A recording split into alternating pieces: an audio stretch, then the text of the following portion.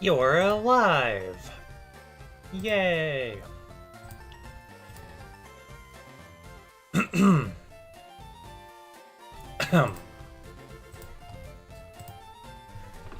Man, I got too many windows. It's like a tab addiction, but worse. Oh, hi there! Welcome everyone. Welcome, welcome. Howdy do. It is Friday.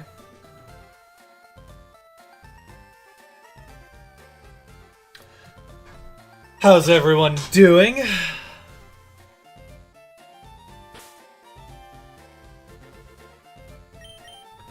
Okay, in between streams, I grinded out like 12 whopping nuggets. So it's gonna end up being 13 nuggets. I was like, I'll grind a little while I'm watching Survivor this week. I have 11 windows open at least. You know, I have definitely at least that.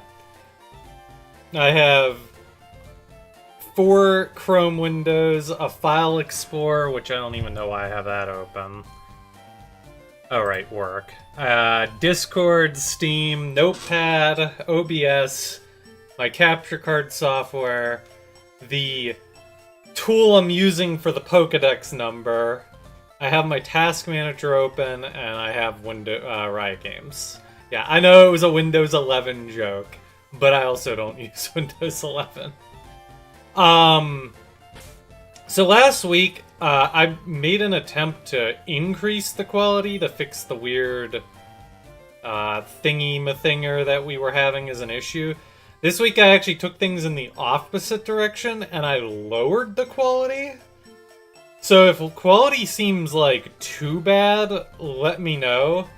I made a choice to lower my CPU usage because usually when I stream, I'm like kind of cutting it close on my CPU gets overworked.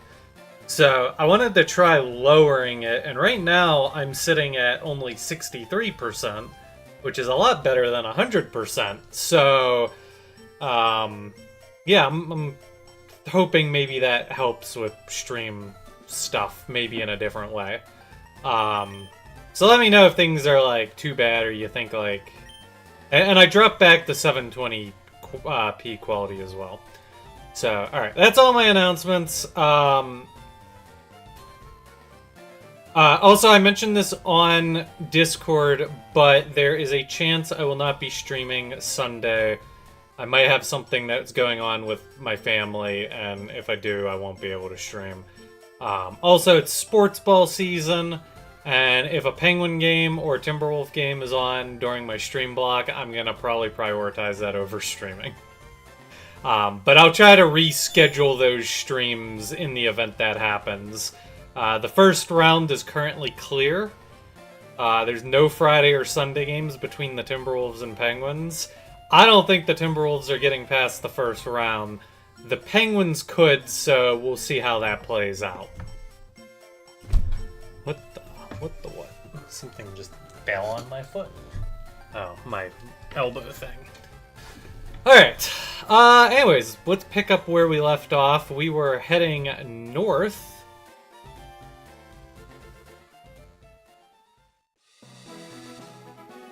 And, yeah, I gotta beat this guy for realsies this time. Anyways, welcome to the stream, everyone. Hope you're all having a wonderful time. Family matters go... I mean, it's just my... It would be my uncle visiting. So, it's, like, nothing that exciting. But I can't just, like, ignore it, you know? I'd have to... It would be rude of me to ignore my uncle visiting. I also got like 1 or 2 levels onto Sandshrew off of this battle. I was hoping to get a little bit more, but Sandshrew's so weak that it was struggling to beat Ekans before Ekans would use Bite twice. What hot fossil did Haley pick? Haley didn't pick a fossil, so... Um, we're good, but she was upset because she's like, I always choose Lord Helix. I'm like, well, not this time. Sucks to suck. You know, we could try the confusion route. We could run Supersonic over Poison Powder. Or we could just get rid of Tackle. Like, do we even care about Tackle? Doesn't Tackle just suck?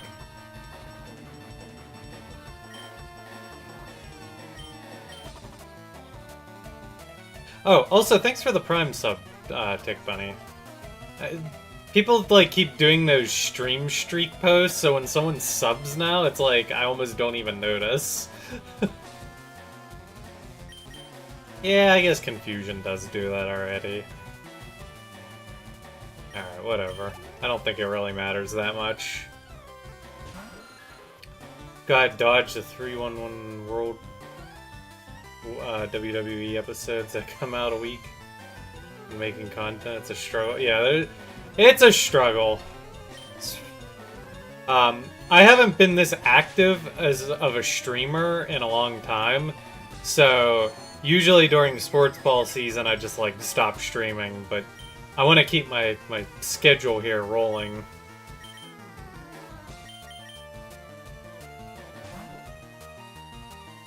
Also, Luxray, I didn't miss your question, I just keep forgetting to respond to it.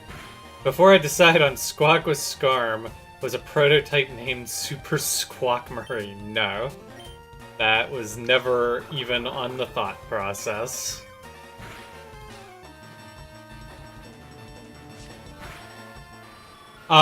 Speaking of Squawk with Scarm, I am bringing Squawk with Scarm back. If you are a YouTube viewer, you will have to come over to Twitch if you want to watch it live.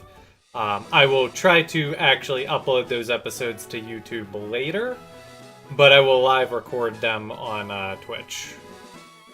So if you want to partake in the discussion, you will have to join that way.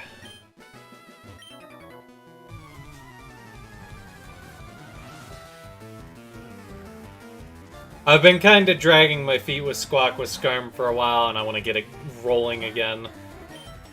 I don't know, it's been a struggle. I've been, like, kind of having a tough go at, like, coming up with topics to talk about, and then, like, Friday rolls around, and it's like, ah, crap. I didn't put together a battle plan.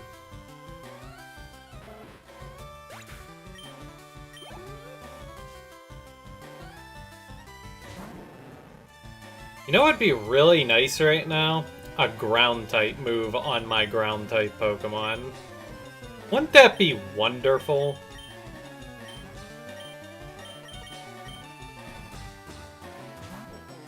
I think it would be wonderful.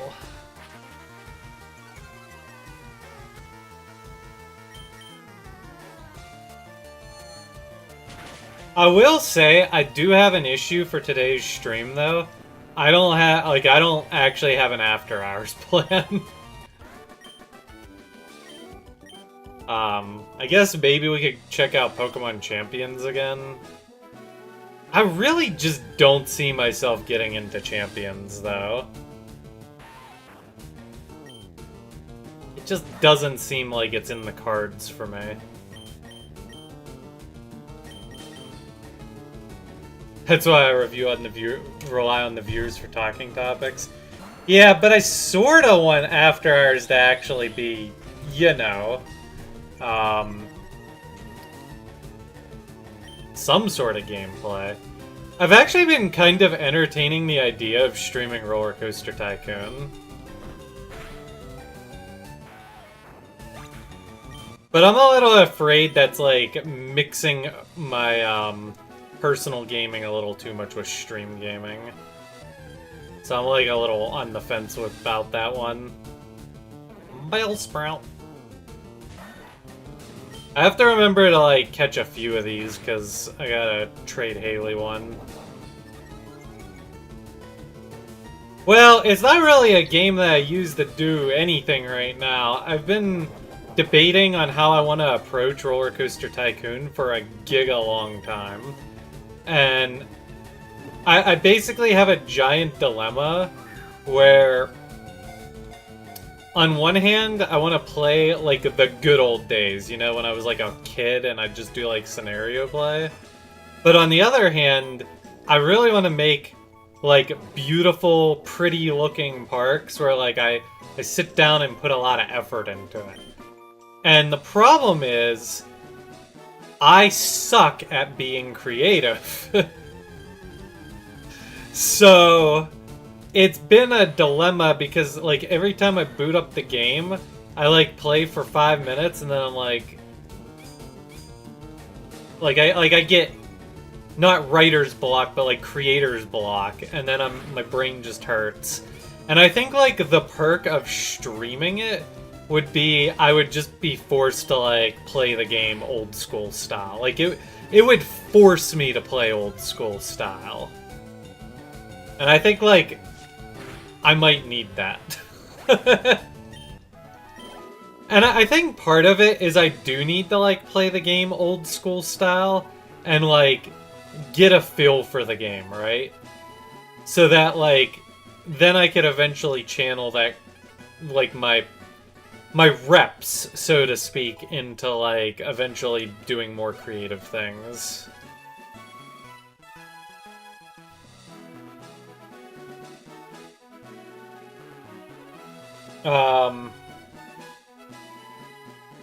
Yeah, I just like don't want to. I'm trying to be careful on like how I mix and match stream and gaming with personal gaming, but I also think if it's like just an after hours thing and I'm not like doing it in an official capacity, it could be a fun after hours game. Because then it's like I could tap out at any time and it's no big deal. Do I have any interest in other Chris Sawyer Tycoon games? Can't say I do. Let me go catch up on YouTube chat here. This is only the second stream you caught. Trickled in. Nice. Welcome back, Dino Pickles.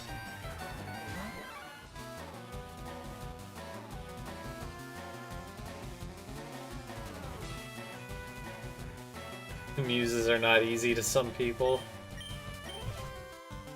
Yeah, I've talked about it before. There's a YouTuber that I really like who does Roller Coaster Tycoon.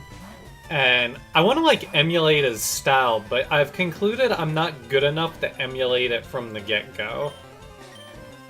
And it's also just like one of those things where it's like, okay, if I'm gonna try to like make a really pretty park, shouldn't I just like go full sandbox mode and like stop worrying about scenario play?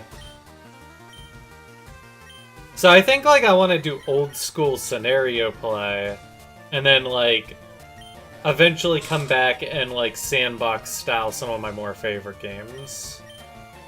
Or favorite parks. Like I think that's like the approach I'd want to take. Yeah, I already was planning on teaching Sand/Dig, Squid. I am very well aware of Sandshrews' deficiencies.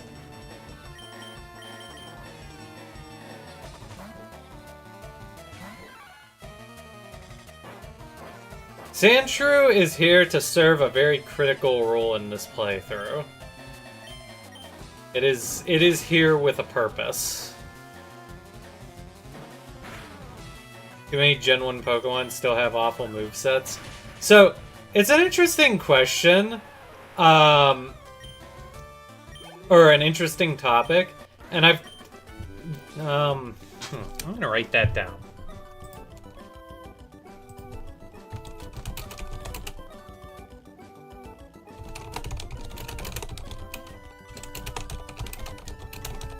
Maybe we could turn that into a Squawk with Scarm topic one day. But I'll talk about it a little bit now. I actually think simple movesets in the old Pokemon games were not necessarily a bad thing.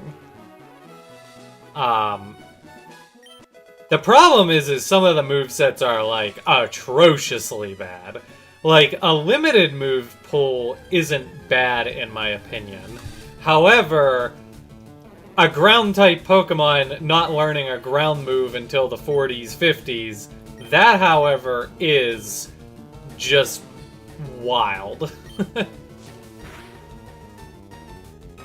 I don't agree with that kind of approach.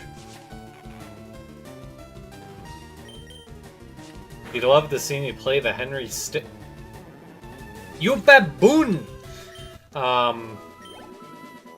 You'd love to see me play the Henry Stickmin collection. I've actually had it on my wish list for like 1800 years. There's actually a funny story behind the Henry Stickmin collection. So, a long, long time ago, I was hanging out with a group of my friends. Xeon and Argo, everyone should be familiar with.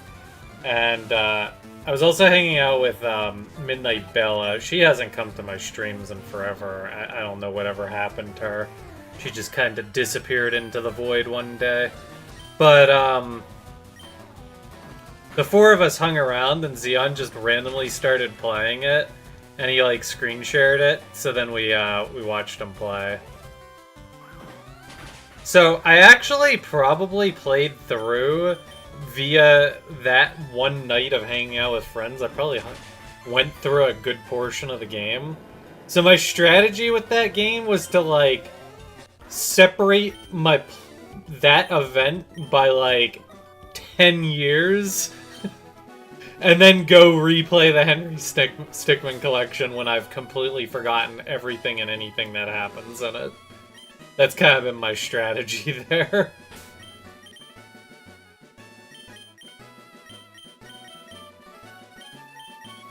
That actually would not be the world's worst stream activity, though. I think if I'm gonna do something like that, though, I would have to, like, bump my streaming up to, like, a third day a week. Or something. And I just don't see that being in the cards right now. I think the 2-day-a-week thing is working really well. I don't think I could realistically bump up to 3. That would probably be too much. Yeah, they did update Charmander's moveset with Metal Claw. I gotta, like, remember what the difference is between these two moves. Low kick is based on heavier, so I should have been using that on Onyx. And Karate Chop is probably for everything else. Mawile in Gen 3 doesn't learn any attacking steel-type moves. Yeah, that definitely would be bad.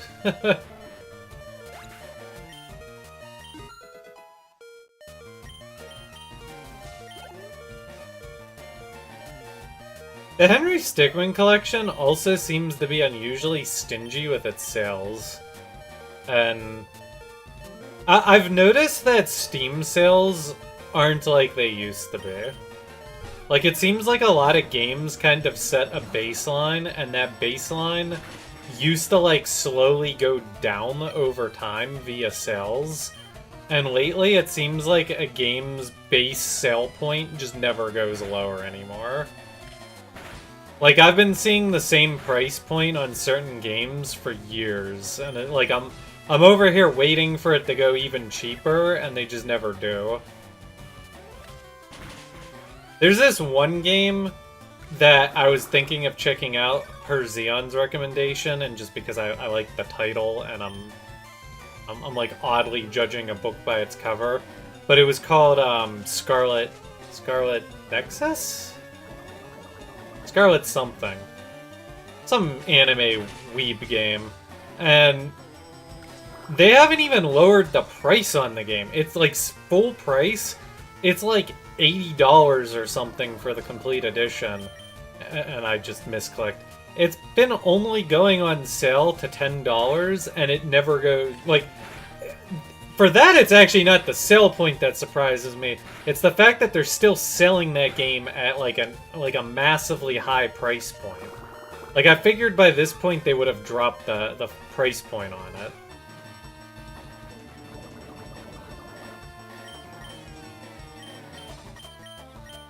I'll probably go in more depth on this topic later when we do the Squawk with Scarm segment. But I've come to the realization that over my lifetime, I've actually played a stupidly low number of new games. Like, For someone who considers themselves a gamer, I really don't play a lot of games. And I'm like sort of on a mission to try to broaden my reach on that front. But my problem is I'm a completionist at heart. And being a completionist is very anti-compatible with trying to play a lot of different games.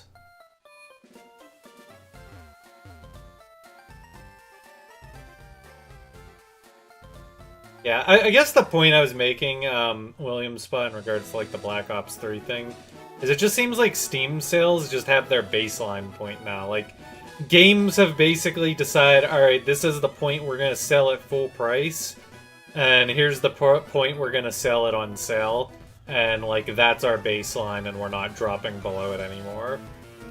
Like, it used to be that that baseline would go down over time, and now it just seems like whatever the sale price is, you might as well just accept it, because I don't think it's going lower.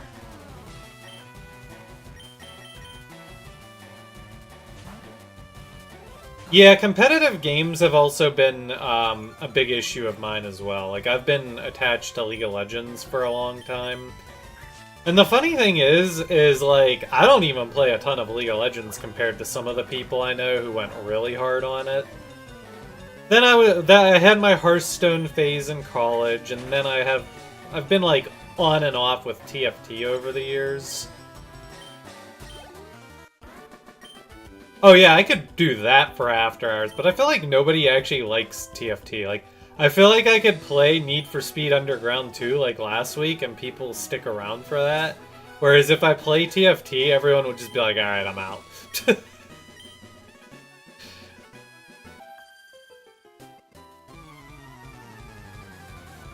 The other issue I have is I'm like very attached to like my comfort games, right? Like, I've probably played... Well, I've probably completed maybe 10 Skyrim playthroughs of some type or function. I've probably started 100 Skyrim playthroughs in my lifetime. I played Underground 2 last week. Yeah, I actually did play Underground 2 last week.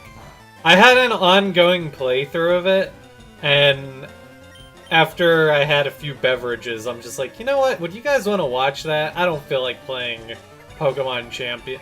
We checked out Champions first, right? And I think I got bored of Champions. I just was like, I'm not really feeling this.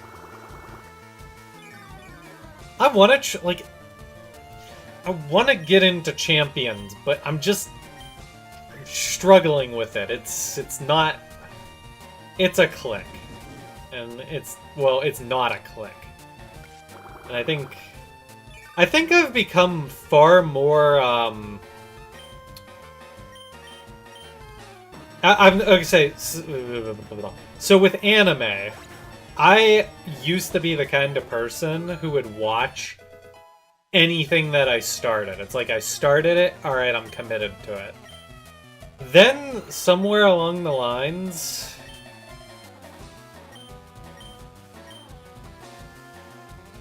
I started finally getting into the habit of, like, dropping stuff. And being like, alright, I am consciously deciding to drop this, it's just not good enough, you know?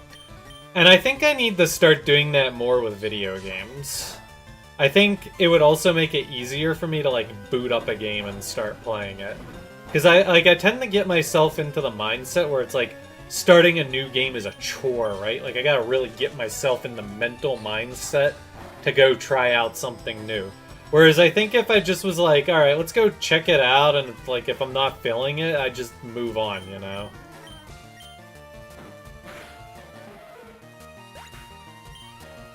And I've made that decision recently because I tried out a game called Sea of Stars. And I wanna... The investment gaming thing is not getting off the ground, but I really want to get it off the ground because I want to make a video on, I want to make a... Whoa. Oh, it's this girl. I wish my boyfriend was as good as you. Well, technically, as the trainer in the game... well, no. This is part of the marathon. This is an anime thing. Yeah, I'm taken. Sorry. But anyways, yeah, I dropped Sea of Stars, and I have comments. Like, I wanna rail that game. I wanna make a video where I just go into it. I actually already have a script, like, 90% completed for it, too. It's not really the scripting part that's causing me the issues, it's the video production part that's causing me the problems.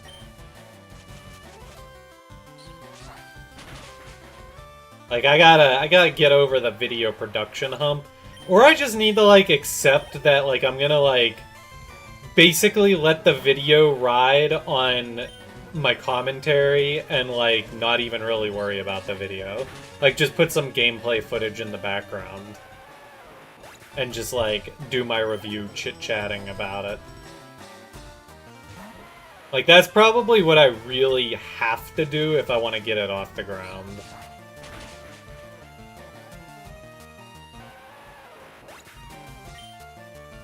Also, Squid, you're gonna find tonight's Squawk with Scarm interesting if Underground 2 is your favorite Need for Speed game.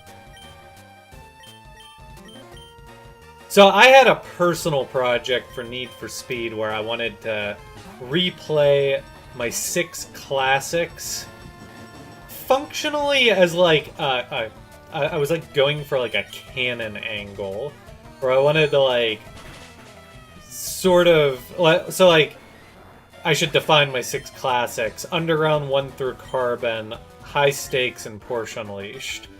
So for High Stakes, I wanted to have my garage have every car. For Underground 1, I created the hero car using a mod that was used in the opening race. Underground 2, I just sort of winged it and used the Toyota Corolla. Most Wanted, I used all the Blacklist cars.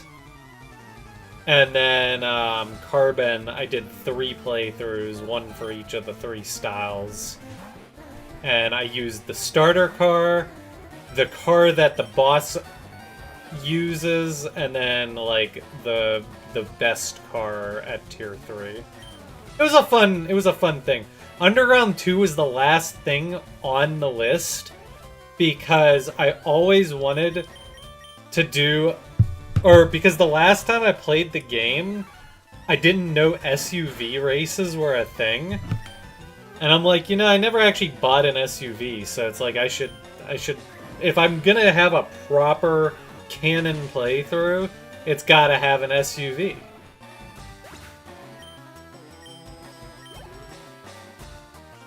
Interestingly enough, I never played a ton of Hot Pursuit 2 because when I got a new computer, which is actually not my current computer, which shows how old we're talking. Like, I had an OG computer, and then I had another computer in between that.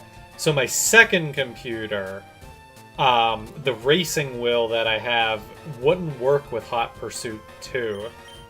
So I just never played it again. I only ever played it on my first computer.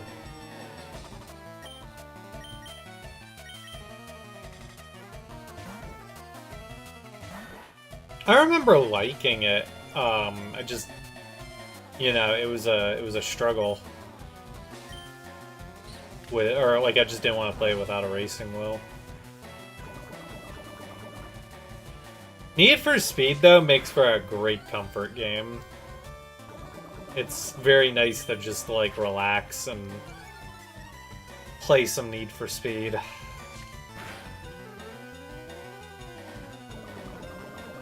Also, in regards to starting the Skyrim playthrough, I have been waiting on a mod author for 18 quadrillion years to finish his mod suite before playing Skyrim again. But then, like, it's probably been almost 2 years now. He got divorced, then he had to, like, get a job, and he became, like, he went back to being a teacher, I think, or something, and his modding just, like, grinded to a halt. 'Twas sad. I think his mods suite is far enough along, though, that I think next winter I'm gonna try to return to Skyrim.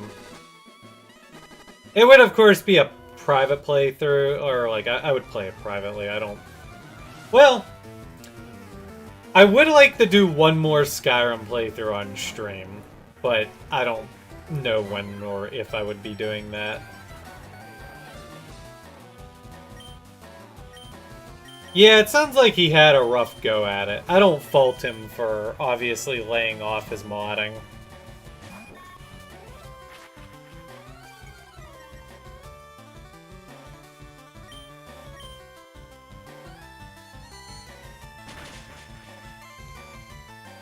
I actually found his struggles very relatable because I like...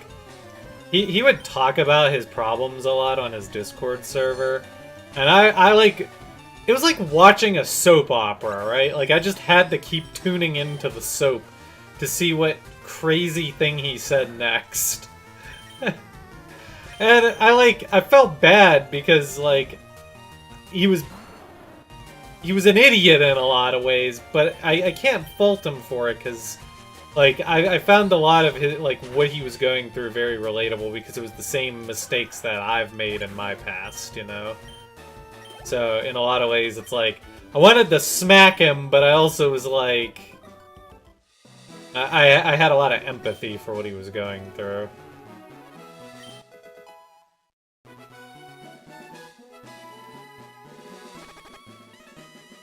Honestly, I feel bad for anybody who, like, watched my streams, like, 7 to 10 years ago. I had to have been flipping insufferable some days. Because I did the same thing. I would just, like, kind of air out my... I usually kept, like, my specifics pretty private, but, like, there was days where I'd just, like, start rambling about how I was miserable and depressed. I feel bad. I'm like, man, I can't believe people wanted to watch that.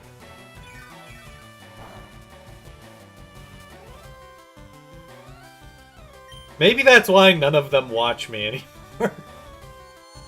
Most of my older audience has moved on.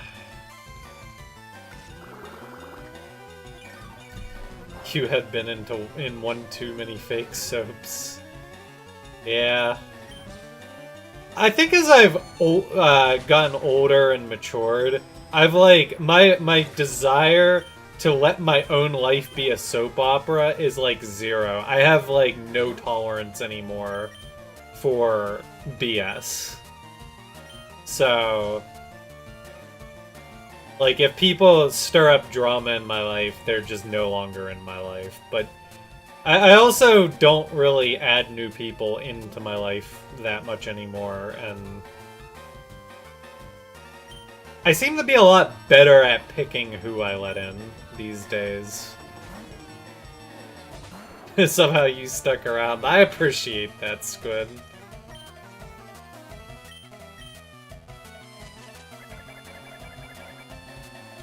At that point, you're not there for the mod suite, you're there for the lore. True. Not wrong. I really like his mod suite, though. It's basically built around Vanilla Plus. And that's like another thing, is I've gotten older, I've come to really appreciate... Like, I used to be like really big into wanting to mod my favorite games, like Civilization, Skyrim, XCOM, etc. And as I've gotten older, I've come to really appreciate mods that like try to stay true to the original experience, but just tune it up. Cause like, I've like, in the past, flipped Skyrim on its head and turned it into like an entirely different game. And I started to realize that I wasn't really actually having fun playing my abomination. Like, it wasn't fun to play a game that was no longer really Skyrim anymore.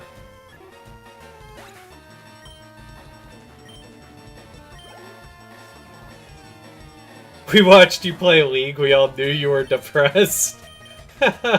True. Hard to argue with that.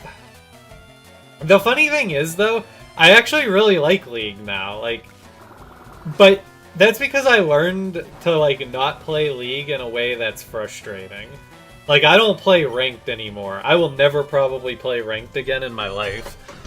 I've thought about, like, maybe hitting up Tyler for a few Ranked games just for the fun of it, but... So that would be, like, the only way I would do it, but I probably wouldn't even stick with it long, because I'd probably get angry and be like, alright, this is why I quit playing League. Or quit playing Ranked. Oh, to speak of the devil, Tyler's here.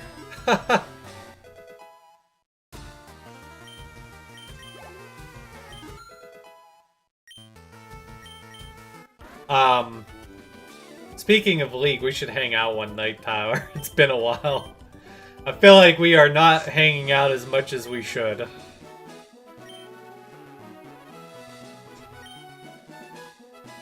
But, like, nowadays, playing, like, ARAM and stuff is a lot of fun. I feel like if Haley had more time, I would also enjoy playing Arena more. Like, Arena's fun.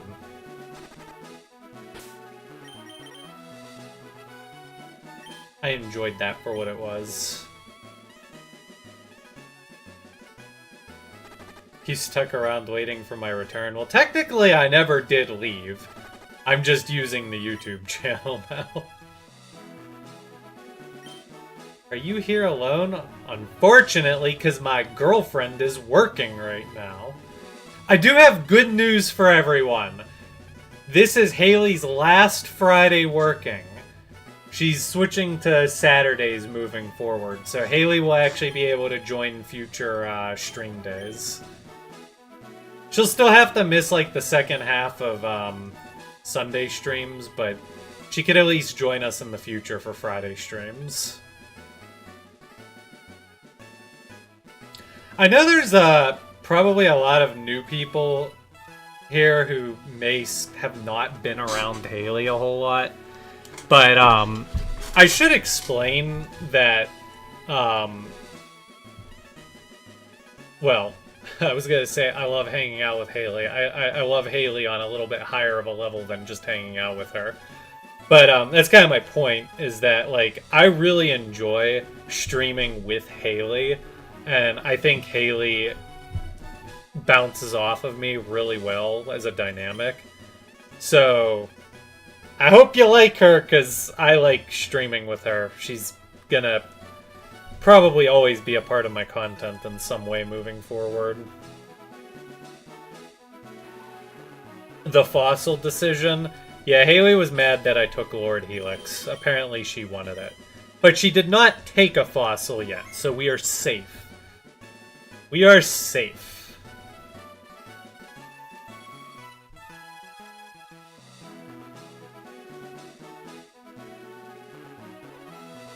You used Skyrim as a game engine and learned I'm not good at game design?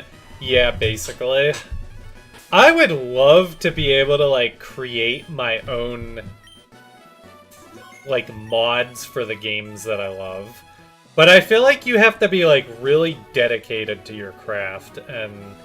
Like, maybe in an alternate universe where I didn't become a YouTuber, maybe I became a modder instead. I still would die to have my own mod team, ROM hack team, that I could just, like, instruct on and, like, just make them create my vision for me for Pokemon. Although I still don't know if my vision would even be possible. I do have a simplified version of that vision, though, that would just be, like, a Pokemon Emerald hack. But it would be a little less interesting, IMO. Yeah, game director. I am an ideas guy. My brain just cranks out the ideas. But I am not good at, like, actually making things happen. Also, I just realized I never added Bellsprout to the the numero.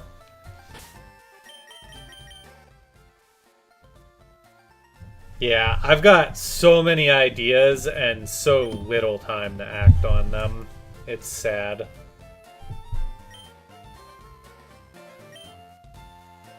I think the only way I could ever make my ROM hack dream a reality is if I could get my YouTube channel to actually grow a little again. And that's probably going to be a tough task. But if I could get it to grow a little again, maybe I could attract some talent.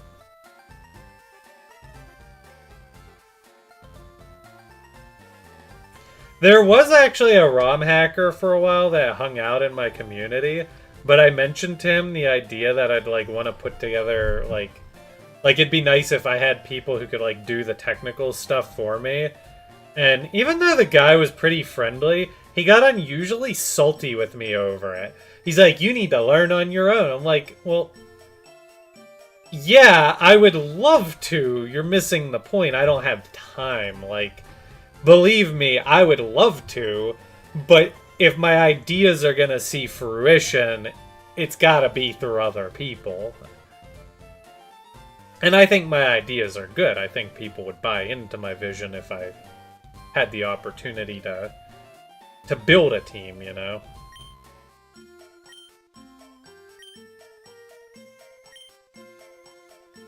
Nope.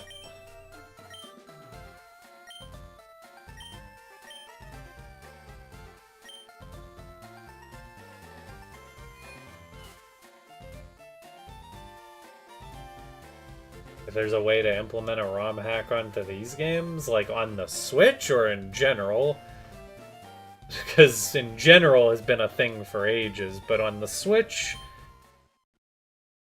not sure.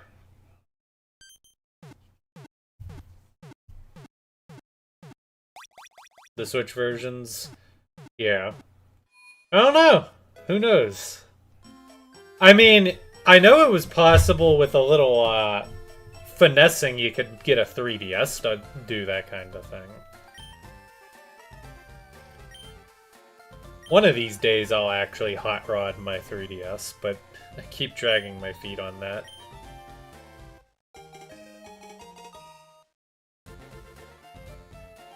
You know, I would have been happy to see your Pokemon, but the game just made the choice for me.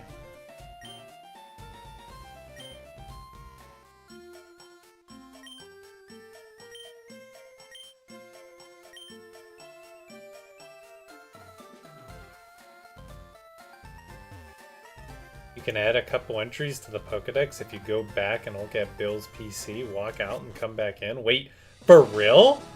Has that always been a thing?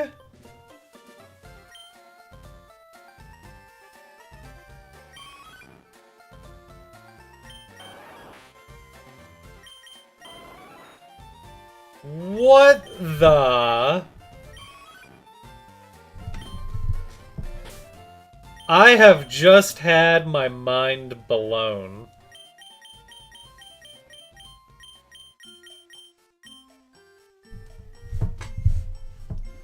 I mean, it still doesn't help, though, because it doesn't count as catching. But that's crazy, anyways. I guess, like, if you weren't, like, a hardcore collect-a-thoner, you could still do, like, the I've seen every Pokemon.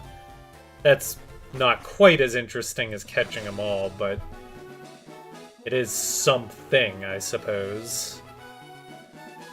He's a Vaporeon fan. Oh, God. Oh, God. Oops. I was like, wait, what button did I press?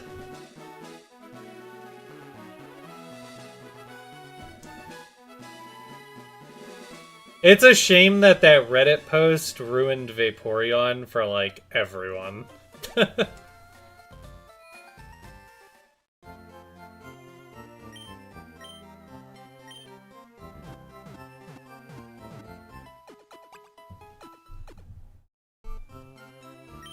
Pokemon Essentials is pretty robust nowadays for Pokemon fan games. The big problem is my overly ambitious ROM hack idea is to utilize the first 4 regions of Pokemon. And stuffing 4 regions into one game is... I know there's a lot of technical problems with that. It would be a giga-ambitious project.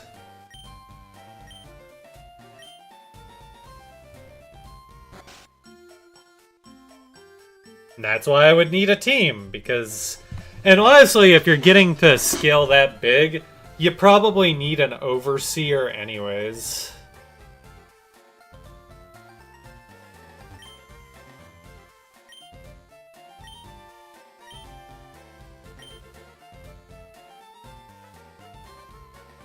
I didn't update the badges? Ah, you're right. I did not update the badges. What would I do without you guys, chat? Bam.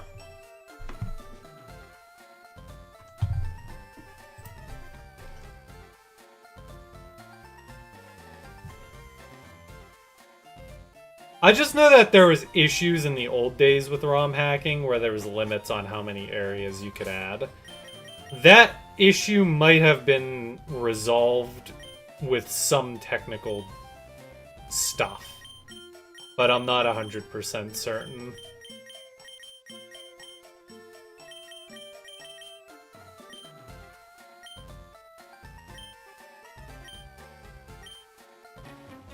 Basically, you know how I want to have, or how I like Vanilla Plus for Skyrim?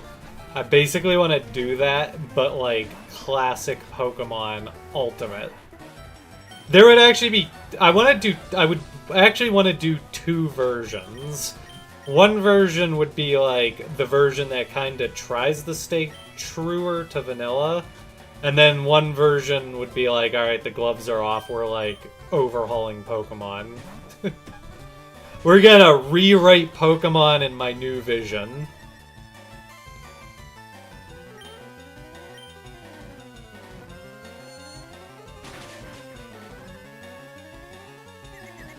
Yeah, I'm familiar with Pokemon Legacy. Pokemon Legacy is a little too basic for what I'm thinking. Pokemon Legacy is literally Vanilla Plus, which is cool, and I do actually want to play the Legacy ROM hacks one day. It's been on my backlog for forever. I'm a little upset that Legacy didn't do a Platinum, and it seems like the team has no plans on it.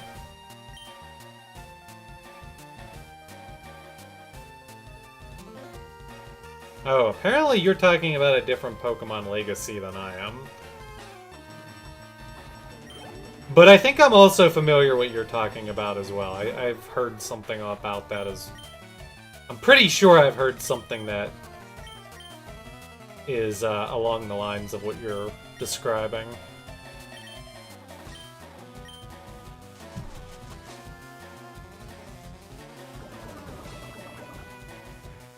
The gloves are off version is where the creativity would really go off the rails, though.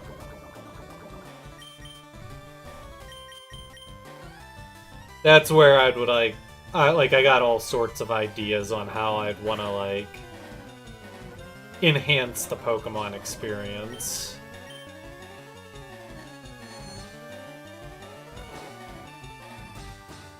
For me, the reason I always wanted to draw the line at 4th gen is because I see the first 4 gens of Pokemon as truly classic Pokemon.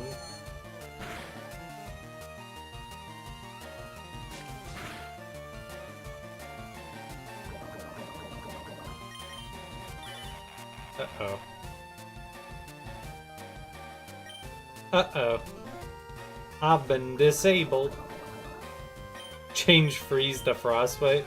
I mean, you joke, but that would be something that would probably be in the consideration pool.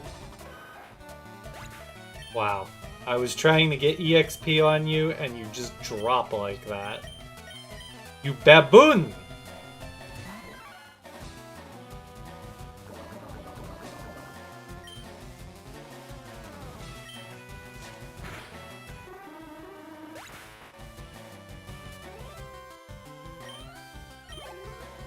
You want ROM hacks that aren't like want to play a game that makes you want to off yourself? I mean, I think difficulty ROM hacks definitely got a little out of hand for a while. But it also seems like difficulty hacks have been, like... Or it seems like newer ROM hacks lately have been dialing it back a little bit. So...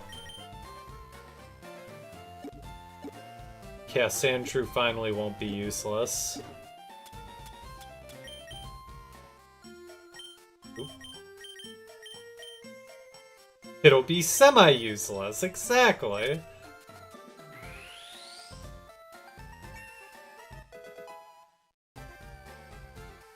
Wait, I didn't have 4 moves? For real? That's wild.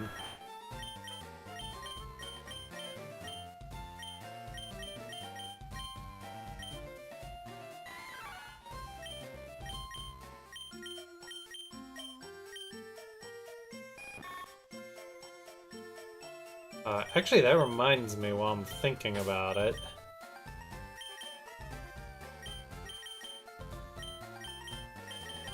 Oh. I don't actually have any TMs. Fascinating.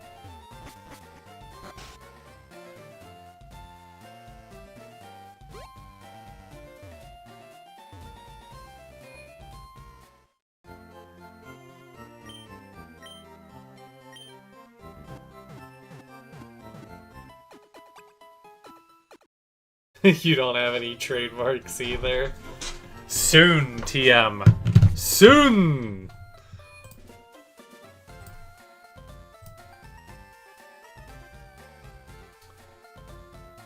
I guess I never caught Abra. Do we care about catching Abra? We could go... Well, I don't have Great Balls.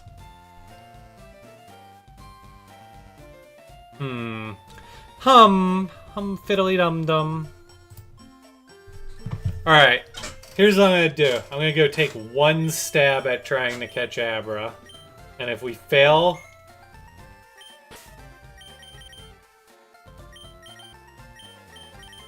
we fail.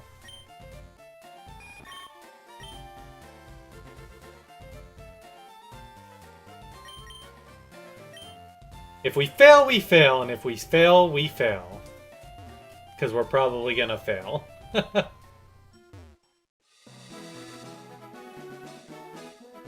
Always the game corner? True. I hope I don't regret procuring more, nuggets from the nugget glitch.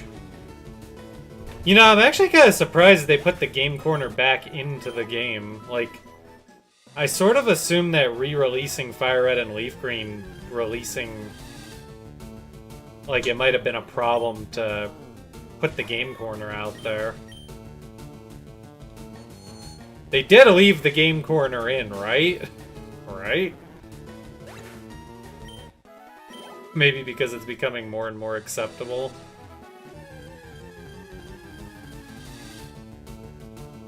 I always thought it was kind of a dumb argument, because, like, I never played the game corner in Pokemon and thought, man, I want to go play a real slot machine.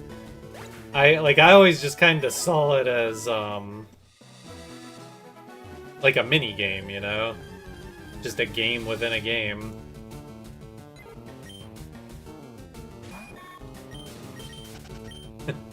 This stream, by the way, is sponsored by DraftKings.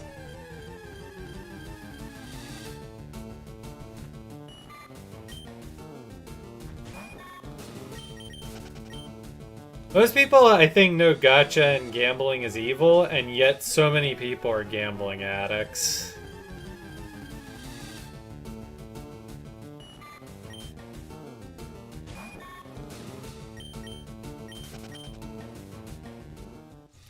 I mean, yeah, like, if you ask me, gambling is far worse in video games, not because of things like the game corner, but because of things like loot boxes and stuff in these games, like these online games. Like, that's where That's what's reinforcing gambling. Even I was vulnerable to it. I played Hearthstone for a long time, and I spent far more on Hearthstone in a shorter time frame than I did on League of Legends over a long time frame. And even TFT put in the stupid gacha system, and I probably dropped a stupid amount of money to get one of the chibis that I wanted. And allegedly a Diana skin is coming to the gacha system, so I might end up spending a lot there too.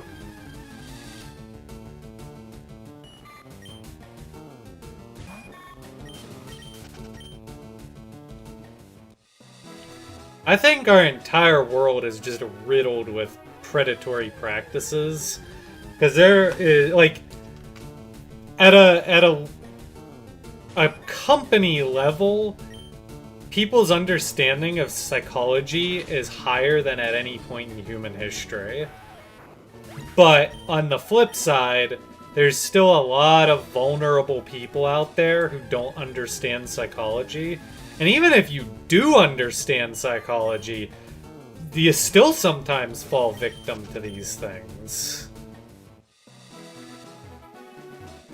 Like, there's the thing about, like, everyone knows what the placebo effect is, but even if you know what the placebo effect is, and you know something is a placebo, there's still, apparently, they've done studies where placebos still can actually have a slightly positive effect, even if everybody knows it's a placebo.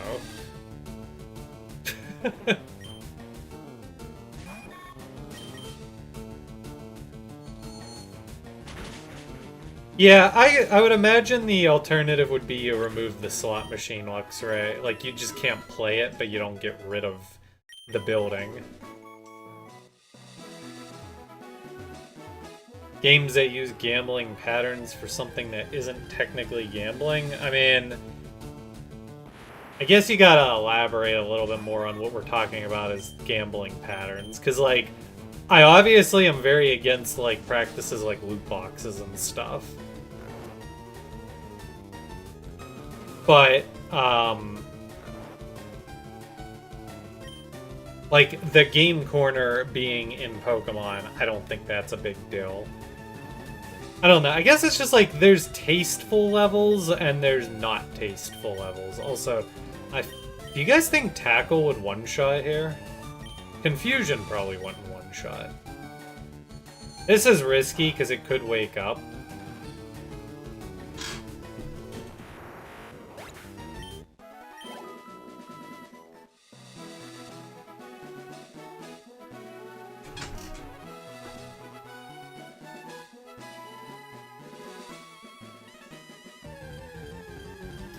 Yeah, I need to start actually clipping stuff. Or, like, I need to... You know what? Somebody, I don't care who, somebody ping me, like, tomorrow that I need to figure out how YouTube Shorts work. So that I could start uploading clips.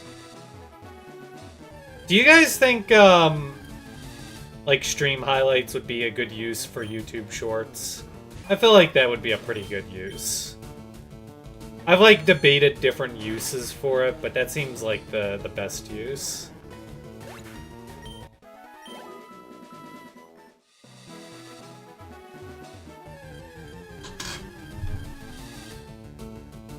Okay, good. It didn't take forever to find another one.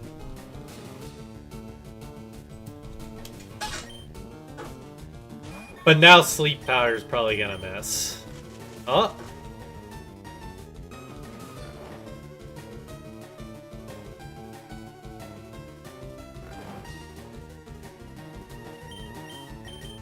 Alright, surely... Alright, I'm Pokeballing. I don't trust throwing another one.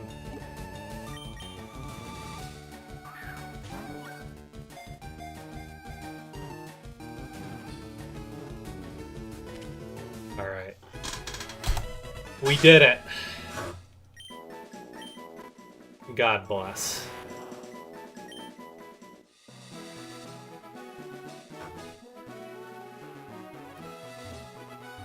Alright, folks, thank you so much for tuning into the stream. I think this is a good opportunity to take my midstream break.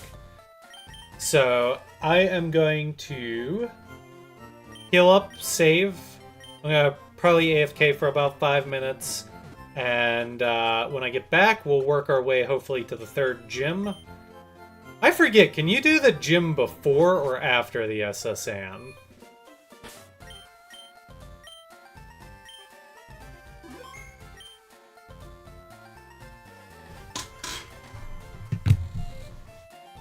Needs to be after? Okay. Okay, so if we're doing the SSN, we might go a little bit into overtime tonight for Fire Red Leaf Green. So Squawk with Skarm probably won't be at 9:30 on the dot, because it's gonna probably take me more than an hour to get to the next gym. I could get cut and skip the gym. We'll see how things play out, but Squawk with Skarm will probably be at least a little bit delayed. I'm going to try to get us to the third gym, and yeah. So, I'll be RB. Thanks for tuning in. Hope everyone's enjoying, and I'll be RB. I said that 18 times.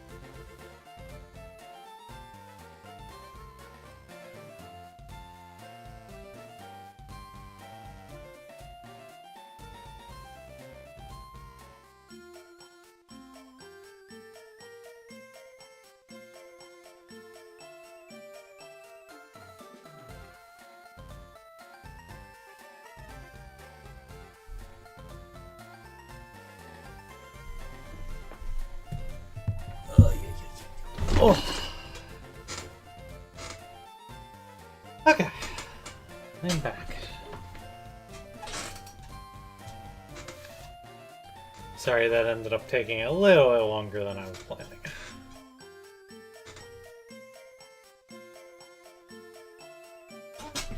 Alright, shall we continue?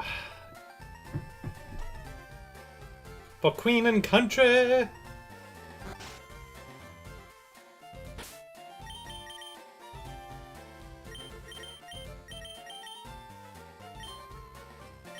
Does anyone know? Well, I guess I'll just look it up myself.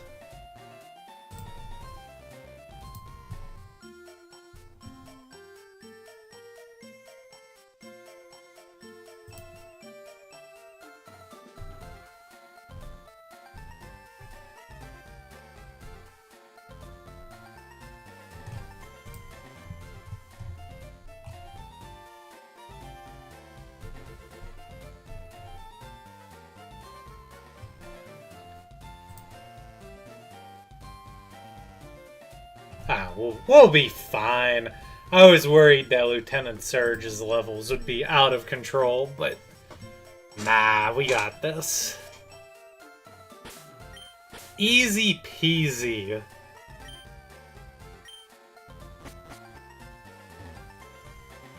I got Biscuit. That's exactly why I got Biscuit. I basically brought Biscuit along to be a Lieutenant Surge killer. Because I wasn't really confident in the squad I currently have being enough to take him down.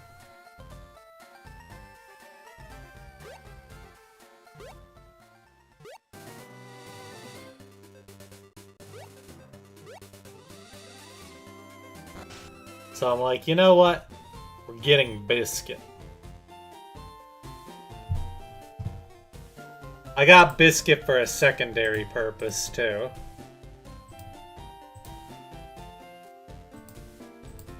And I'm trying to remember what that purpose is.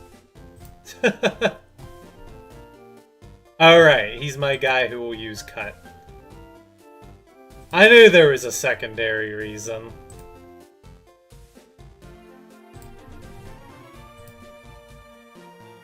Oh god, I'm clicking too many buttons! Stop, he had too many buttons! Okay, sorry.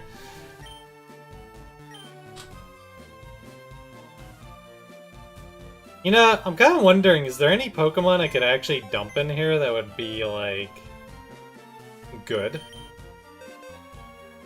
Like, Weedle evolves early enough that it probably doesn't need to be dumped.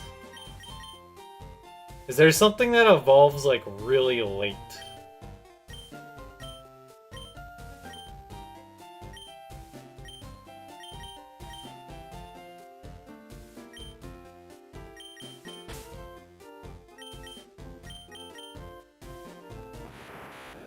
I have found my Pokemon.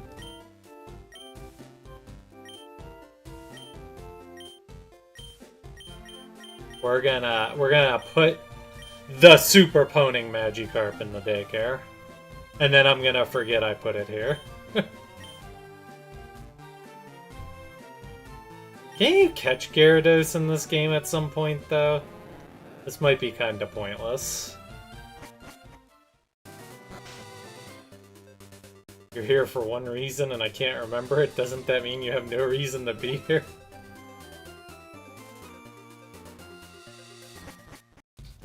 True.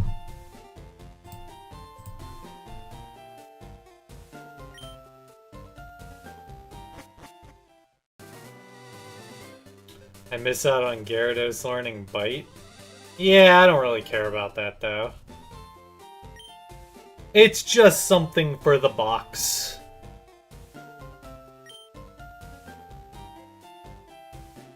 Huh.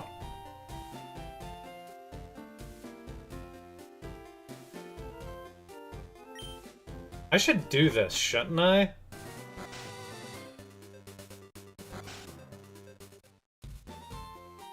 Like, I should unironically do this.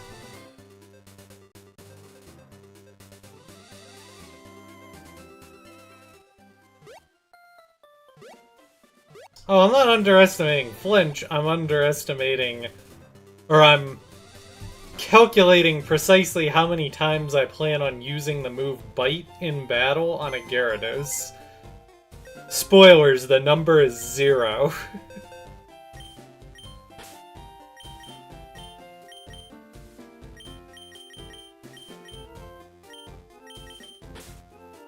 Yeah, 1% chance in the wild, I should definitely make the trade then.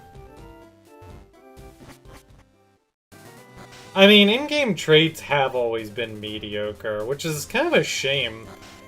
No, ZA had some interesting in-game trades, if I recall correctly.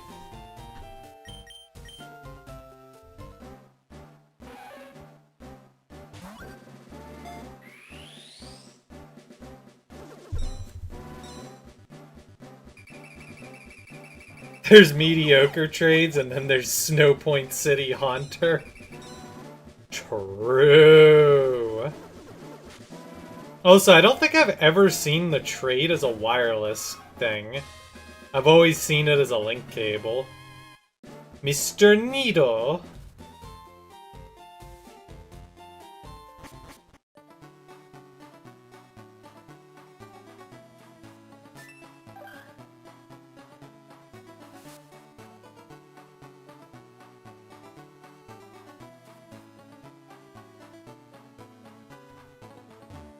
What's her name? Cindy? Or something along those lines?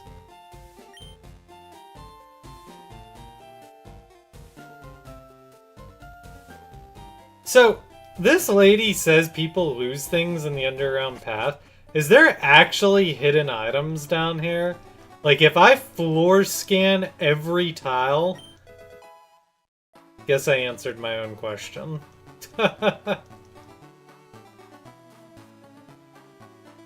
Okay, but who has time to sit and 4 tiles scan? That is way too much work.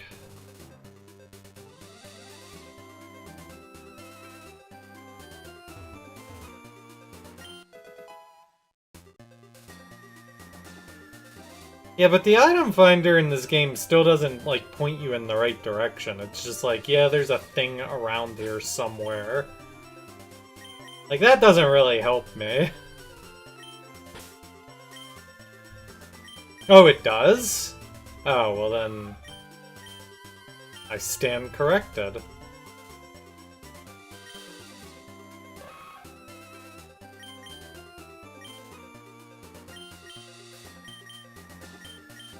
I even got a tiny mushroom from that trade.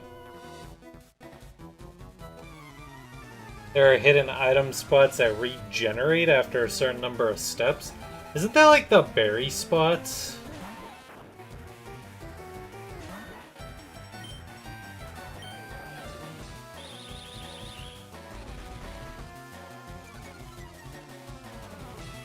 Oh, if you stand on top of it, you'll spin around. That's kind of cool.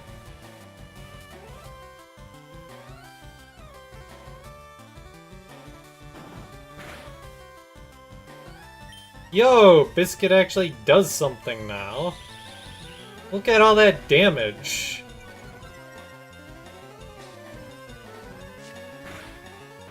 All the hidden items in the underground are status cures, potions, or others, and they regenerate? Fascinating.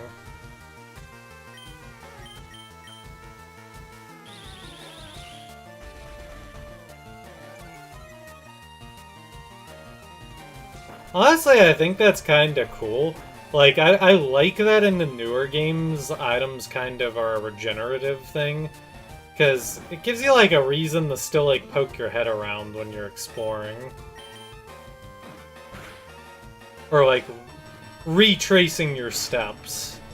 I guess in the older games, though, there's not really a ton of reason to retrace your steps.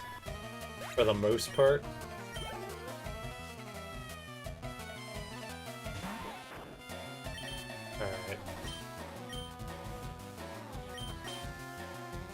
we're not gonna sit here while we whack away at this.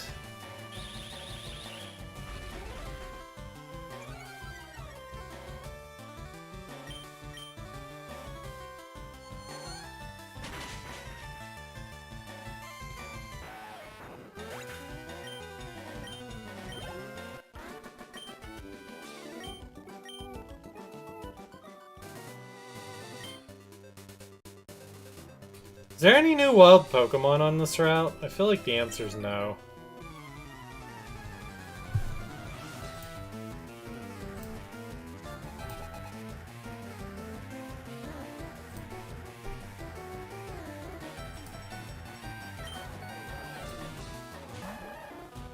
Oh, Meowth is here.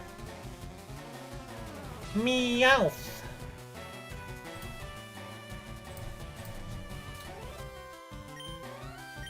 Also, Squirtle.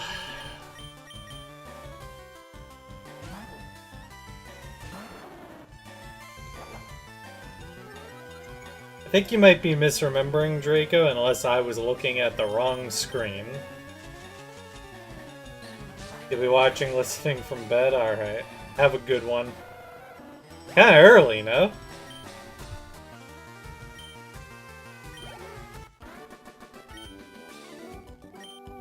I've been, like, sleep deprived for, like, the last week. And I finally caught up on some of my sleep this week.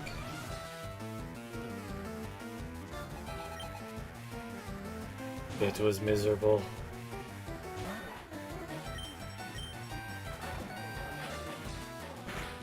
Uh-oh. I just got hyper fanged. Well, my issue this week is it's been just not hot. Oh, I could have probably scratched. Like, fringe of not really needing to run the air conditioner. Normal people would have ran the air conditioner, by the way, but in my household it has to be, like, sweltering to run the air conditioner. Because my mom has this mindset of 60 years ago from when she was a child that you run fans and don't use air conditioning. So, I've been hot a lot at night, and then I can't fall asleep, and it's just tragic. And nowadays, if I only get 6 hours of sleep at night, I'm a zombie. 6 hours is not enough for me anymore. I was able to do that back when I was in college. I can't do that anymore.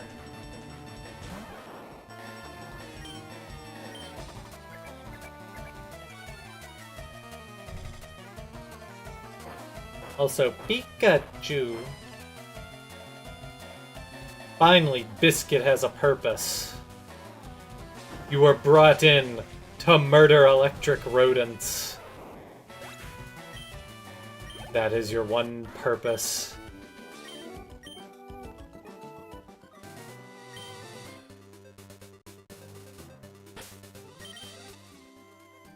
Yeah, I know I'm missing a thing.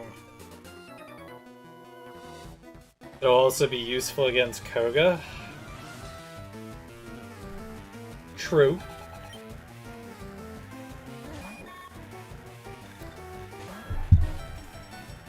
It won't be useful here, though, I'll tell you that much. I actually don't really have anything that can handle Butterfree, now that I'm sitting here looking at it.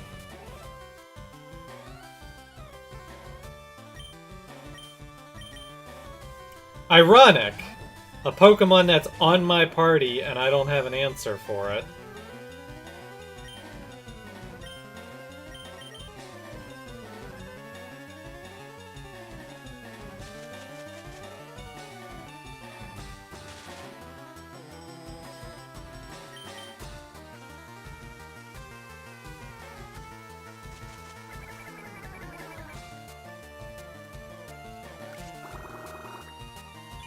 I feel like Koga is the most forgettable gym leader in this game. Like, I feel like when I think of gym leaders in Kanto, I like, he's the one that I'm gonna forget.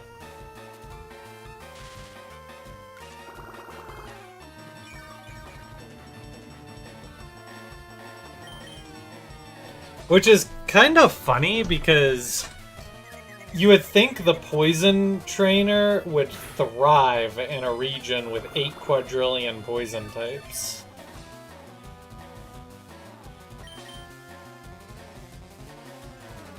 I always remember Blaine, and I don't know why. I think it's just because he's on an island, and it's easy to remember that he's on an island. Yeah, he only has 2 species on his team. That's like the problem. There's 8 quadrillion poison types, and he only uses 2 Pokemon.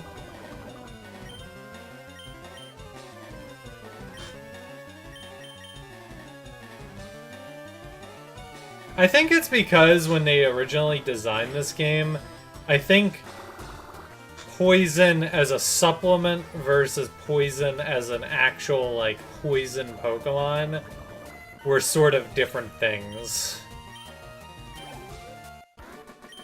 And I often say this is not, are my Pokemon weak or am I just bad? Why not both? I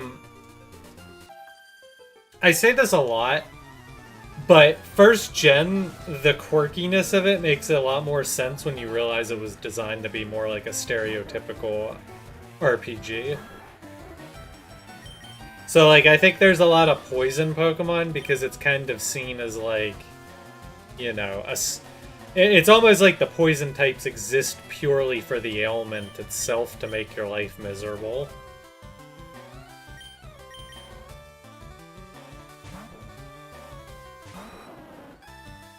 Because of the recent weather, not only are you not sleeping good, but there's also a tornado watch. Well, hopefully you stay safe. I do know that there's been a lot of tornado activity. Dude, I missed so many Leech Seeds. If we kept track of all my missed Leech Seeds, it's way more than 10%.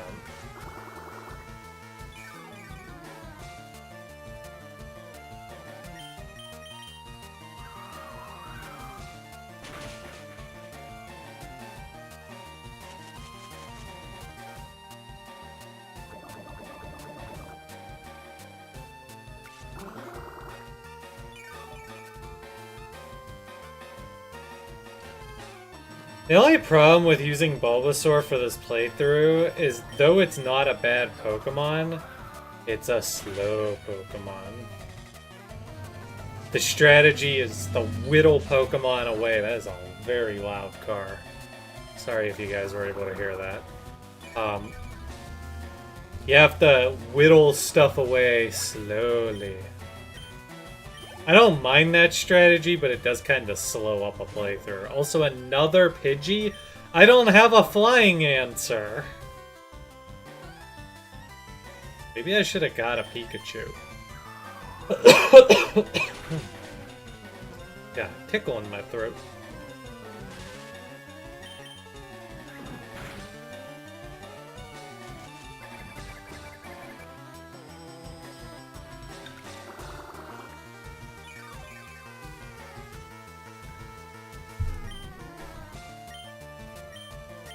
I'm not sure if a tickly beverage is the solution to a tickly throat, but here we are.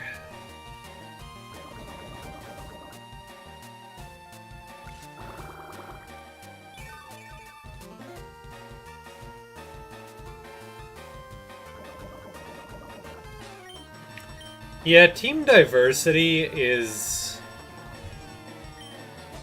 definitely lacking. But I also think that there was an underlying principle in earlier Pokemon games that, like, basically you have to be a prodigy to actually be able to manage a team of, like, a lot of different types of Pokemon. So, like, if you're just Joe Schmo, Billy Bob, the bug catcher, you might really only be able to manage Weedles. Or maybe if you are a bug catcher, it makes sense that all you do is go around catching Weedles and Pidgeys and things like that. I don't know if this is the right play against the flying type, but I'm weak across the board here, so it's gonna be the play. Bro! Does my RNG to you guys seem exceptionally bad in this playthrough? Like, I feel like we've been... Like, I just double rolled 2 there. Like, my RNG seems like extra above the top low roll right now.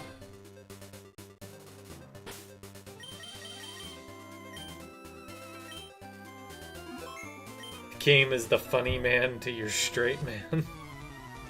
Perhaps.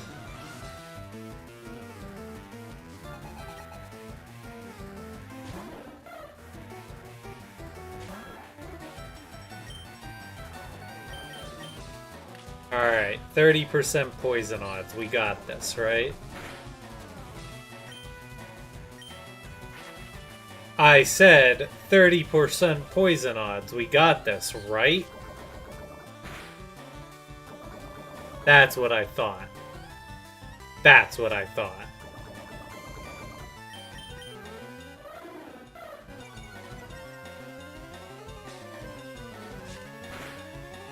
"30% of the time it happens every time." True. Oh, I'm dead. Goodbye, cruel world. What? What?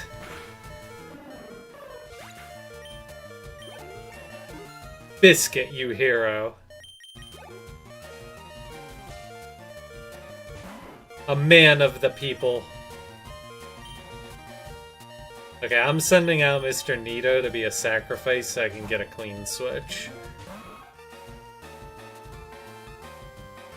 Game RNG, okay, we'll throw you a bone. Exactly.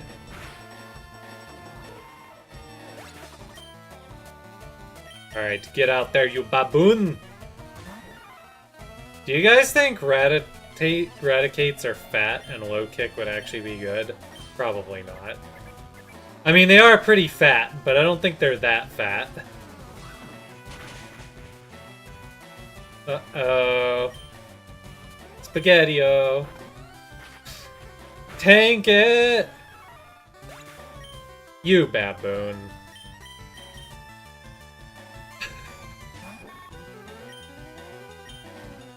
Baboons! All of you!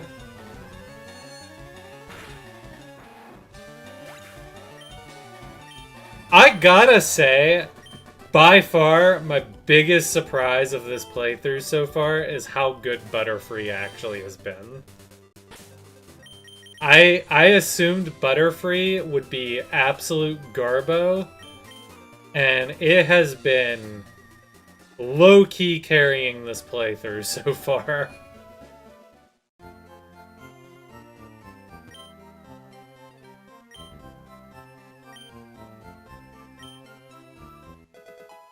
The VS Seeker.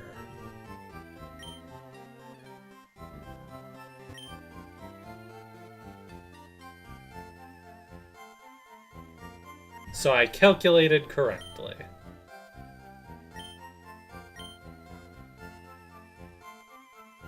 Butterfree doesn't drop off till after the 6th gen? Really? It hangs in there that long? Well, I guess it would be good against Koga. So that makes sense. See, I already pegged Butterfree as effectively a support Pokemon. Oh yeah, it would make sense that it would be good against Erica, too. And I guess, theoretically, Bug is good against Psychic, but Butterfree doesn't learn any Bug moves, so... kind of a moot point.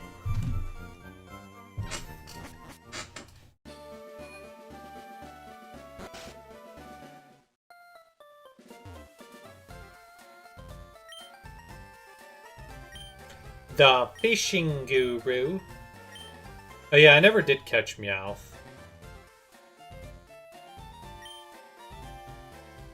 I'll probably do. I'll maybe go catch Meowth off stream later or something.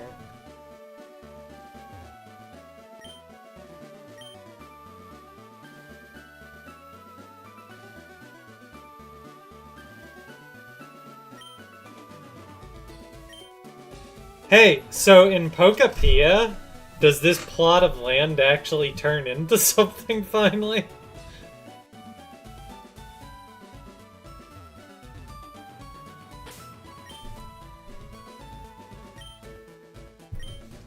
It becomes a lighthouse? Whoa.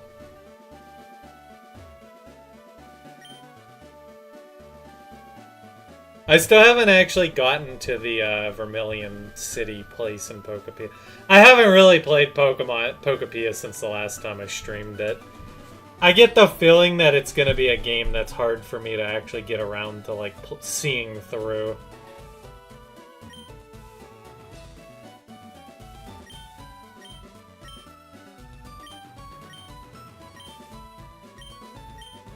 I think I need to come to the realization that creative games are really rough for me.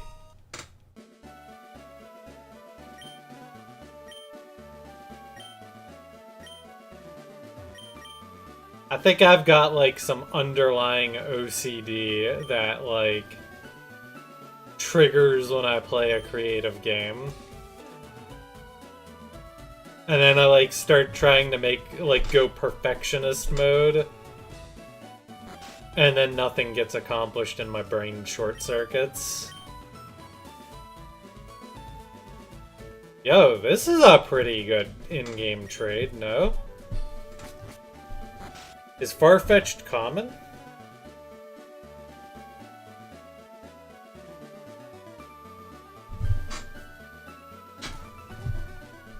This is the only way to get Farfetch'd? For real? Okay, I'm gonna make that trade right now.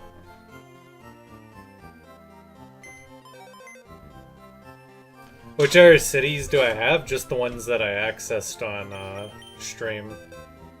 The starter one, and then whatever one you go to in the cave or whatever.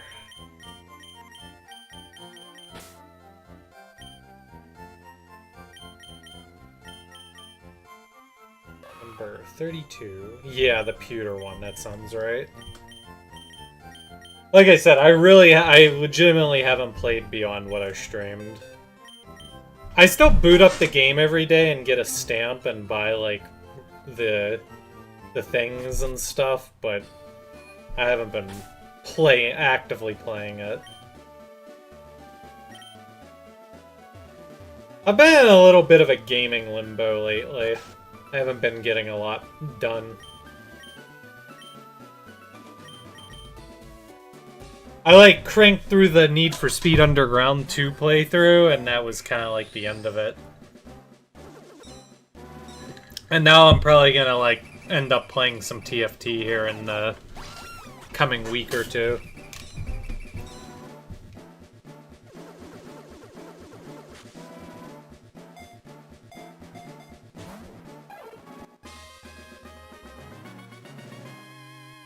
That's an interesting nickname.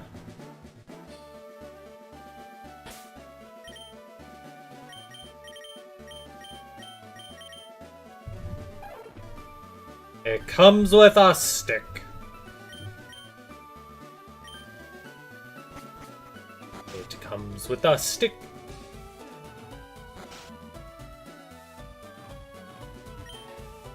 I just heard a really loud scream.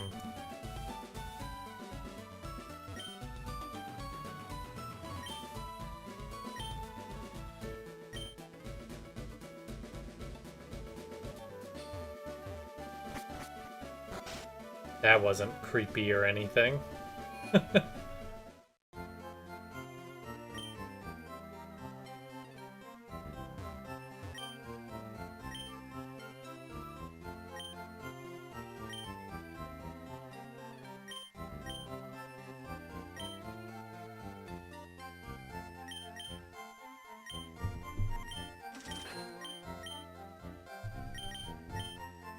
Oh wow. These are actually kind of expensive, but I'm gonna pick up a few just so that I actually have them.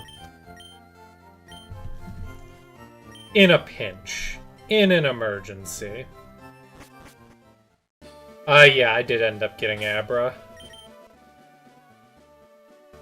Which reminds me.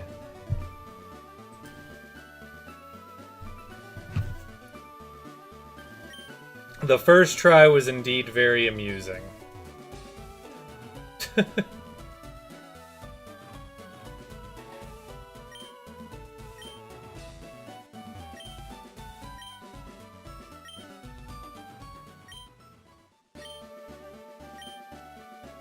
wanted to see what the last line was, but I kept clicking off of it. Alright!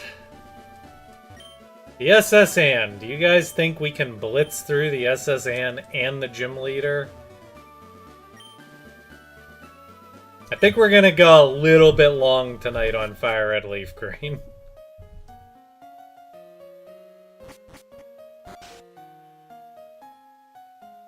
Yeah, it does have a lot of time. Or a lot of trainers. We might be here a while. Oh, I thought this was my cabin. Is it this one? No, it's not that one. Wait, which one's my room? Not that one. Definitely not that one.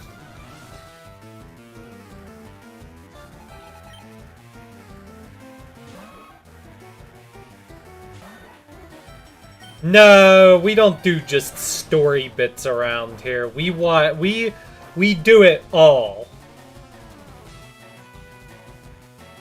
We do not cut corners. I want all of that sweet, sweet EXP. Mother. Guys, which one's my cabin?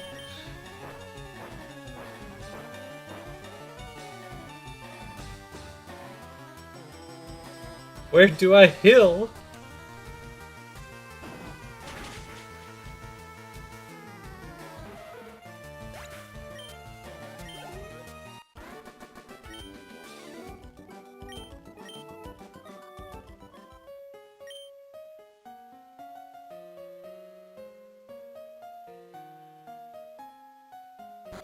One lady in the cabin on this floor to heal? Yeah, but which one? Which one? Oh.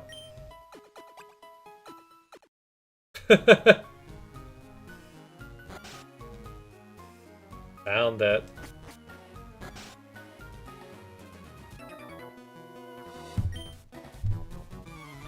Alright, well maybe we don't get to the gym today. Well, we'll see.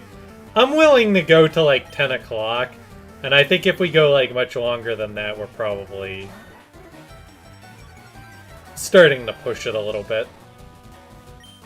Because I want people to be able to do Squawk with Scarm before everybody like starts the nod off on me.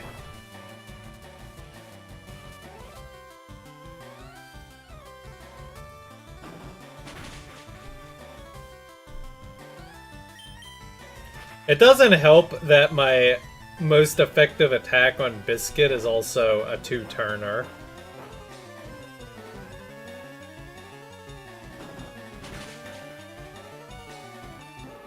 Was it gonna roar?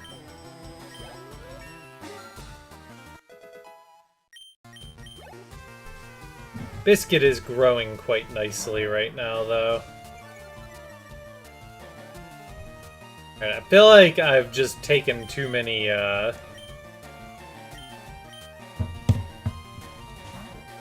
too many stat deteriorate. Oh.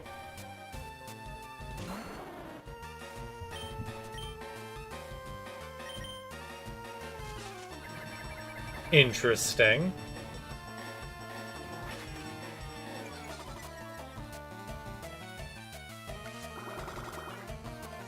I want to switch to Sandshrew, but I feel like I'm just gonna get roared again.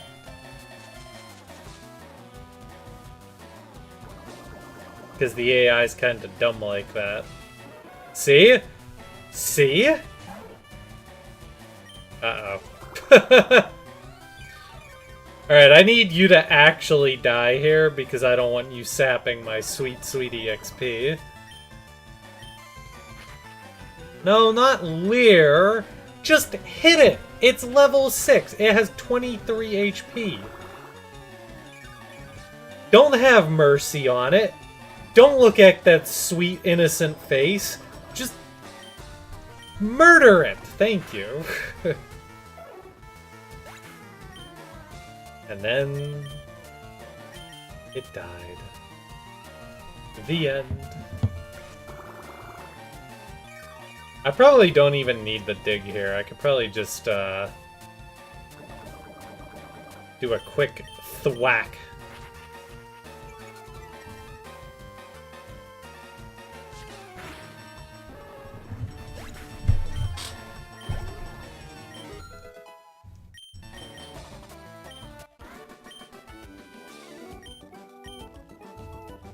Thwack, you didn't know I was playing Dragon Quest?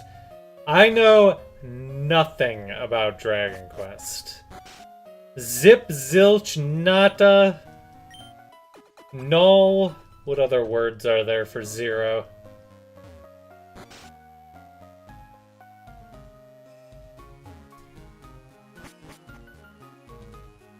Thwack is one of the magic spells. Double Trainer. Right, this seems like an opportune time to break out the ultimate beneficiary of EXP.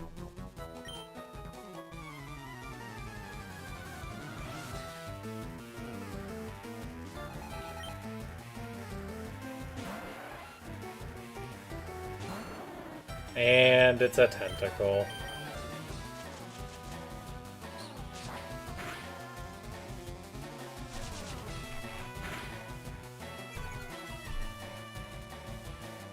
My speed...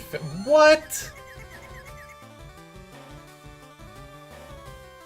Oh, I swear to the Lord Arceus himself. Why? Okay. That was some good RNG. We take those.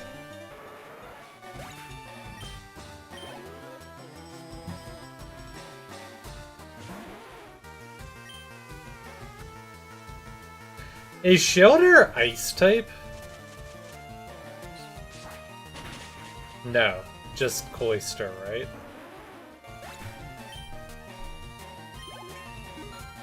I think I knew that. Wait, is Cloyster Ice type, or am I imagining that? I might be imagining that. Cloyster, yes? Okay.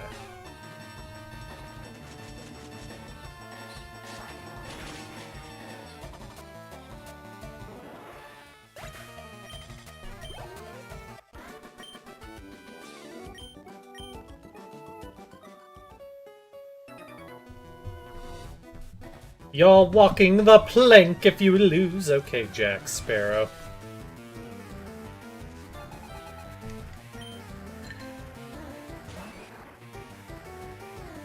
Is Disney still going through with making another Pirates of the Caribbean without Jack Sparrow?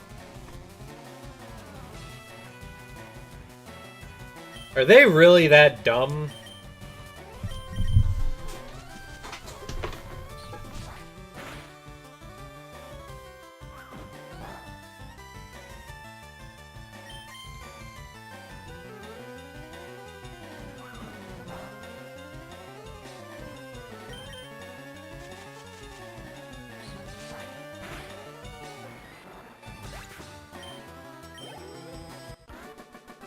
You think they reversed that choice? I sure hope they did, because that was just asking for a flop.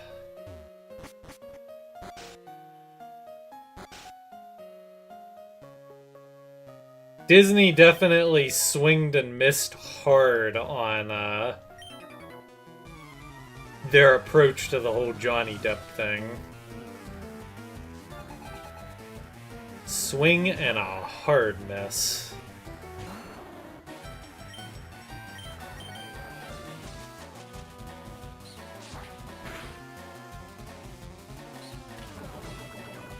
Reason number 836 that I hate Disney.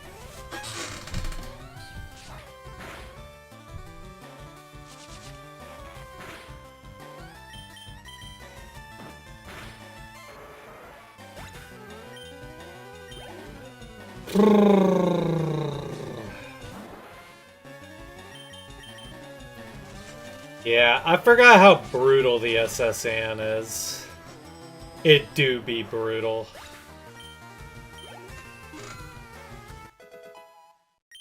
Think of all that sweet EXP we're getting.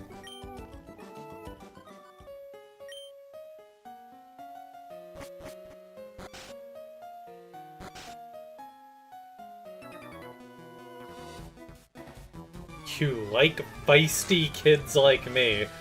Whoa, you might want to be careful with your wording in 2026.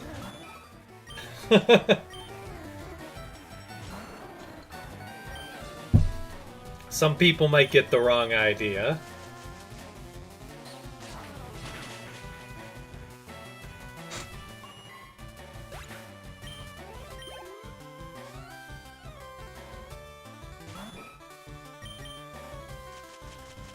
I really like Horsey. It's one of those Pokemon that I've never actually used, but I think it's a cool Pokemon.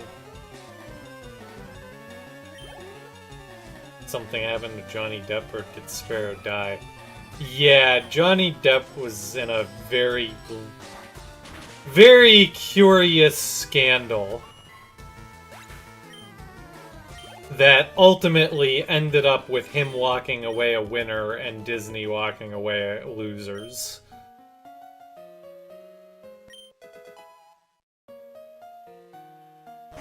I feel like you had to be living under a rock to have not heard of that. Like, it was a big to-do. Like, it was all over headlines for a while.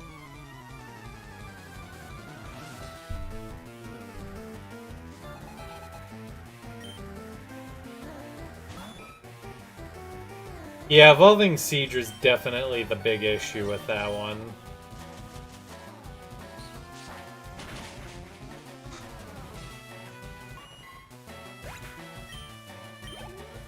Basically, Other Kanata, the TLDR is Johnny Depp's girlfriend, Amber Heard, was, like, making accusations against him. And, after a very long, drawn-out court process, everyone was able to find, through the power of evidence, that, Johnny Depp may not be an angel, but, Amber Heard was...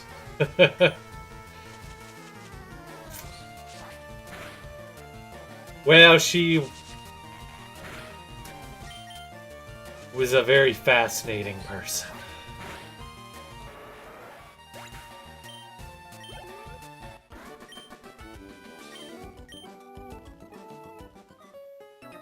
Not a good look.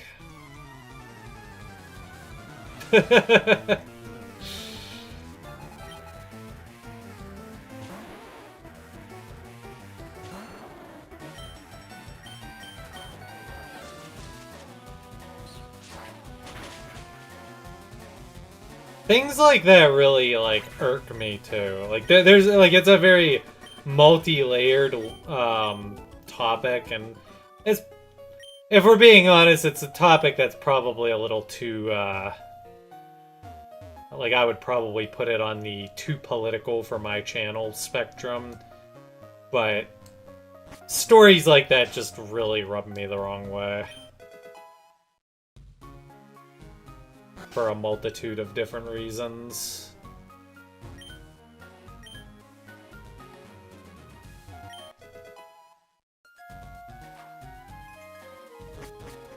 It's like one of those situations where basically everyone walks away a loser.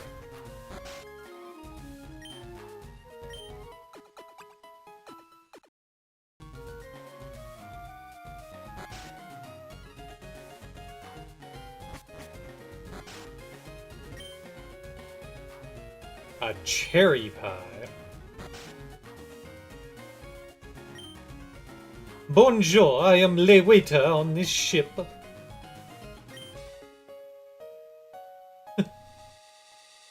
Le strong silent type. No, the game just won't let me talk. Yo, Wiggles! Wiggles. Hey, Josh.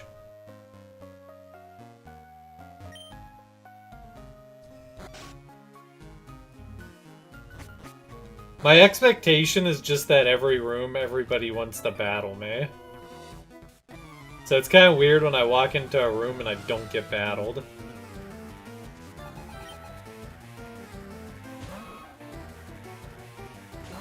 Oh, so yeah, I would say a comedy trial is a pretty good way of putting it. The React YouTubers and streamers were definitely eating good during that.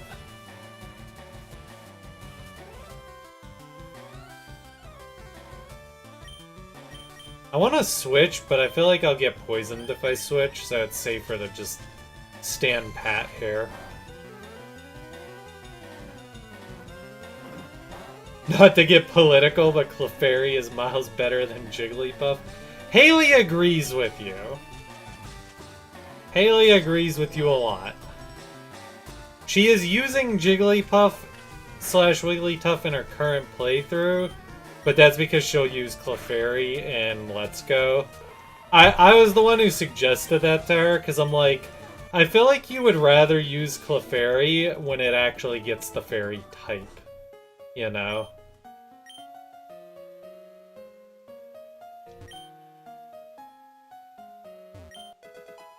And it also made things a little bit better for me in terms of... Whoa, Brick Break, by the way. That's a really good TM. Yeah, so I just think Clefairy probably made more sense for her to use in Let's Go. I wasn't forcing her to use Wigglytuff, I was just saying it would be a decent substitute, because I think she was planning on using it in Let's Go originally. So I'm just like, well, why don't you swap it around, and then it helps me out with my team construction, and you get to use Clefairy when it's a fairy type, and everybody's happy. Somehow she's still blaming me, though. Let that be a lesson, gentlemen. If you get a girlfriend, you are always wrong.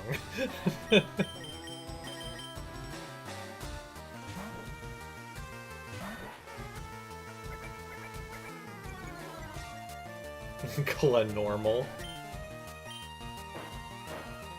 In my Super Giga ROM hack, I'm renaming Clefairy to Normal.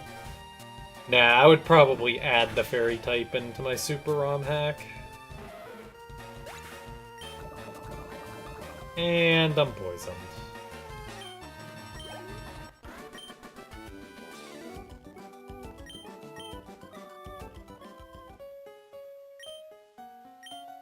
You did my poor Pokemon. Shut up, brat.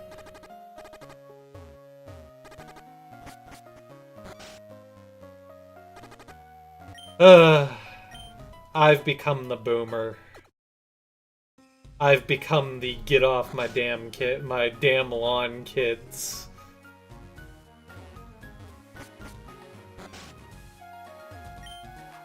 As a married man, that still stays true. Nah, I actually tease. Haley is legitimately very good at admitting when she's wrong. It's, very nice to not always be wrong.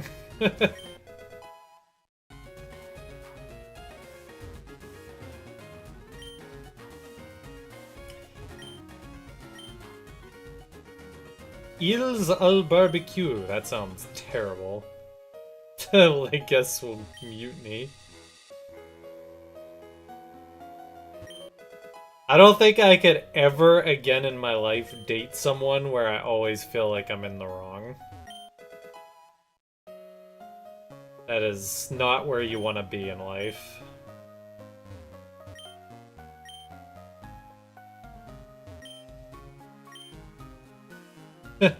Ice cream. Haha. Nice reference, Draco. You get some Zill points for that one.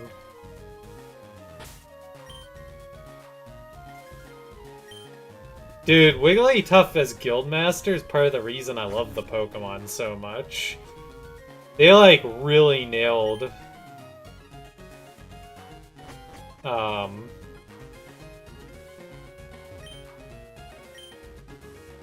They nailed the whole guild. The characterization was just really good.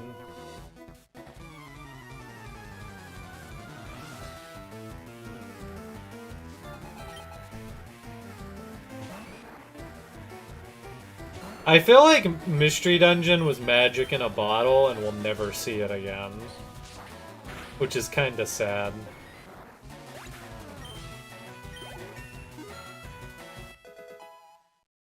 Level 27 with 77 health out of 77.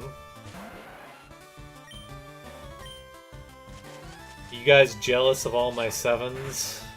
Am I lucky? Is this where my luck turns?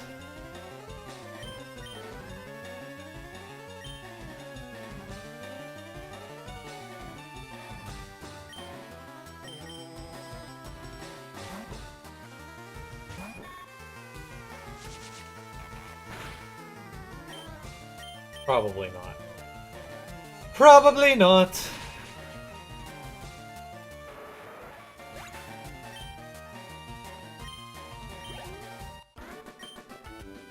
Hyper voice? I actually can't remember.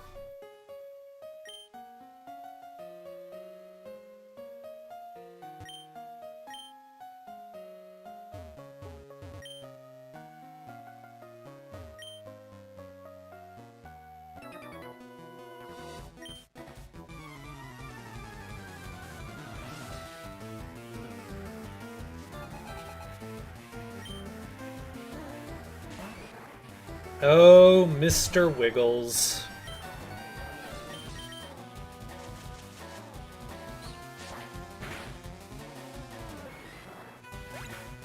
I'm glad there's more of a ROM hacking scene for Mystery Dungeon, but it still kind of pales in comparison to the main games.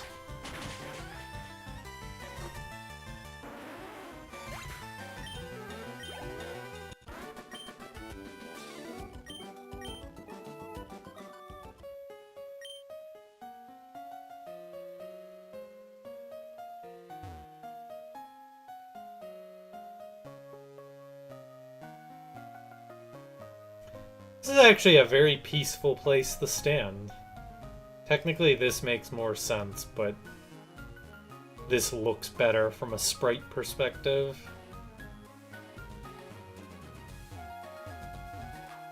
Titanic intensifies.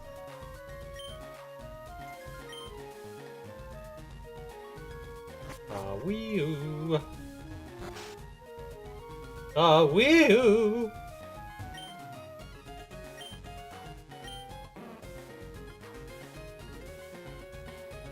Always has to be a mandatory pose. That might be the first time I've ever stood there like that, believe it or not.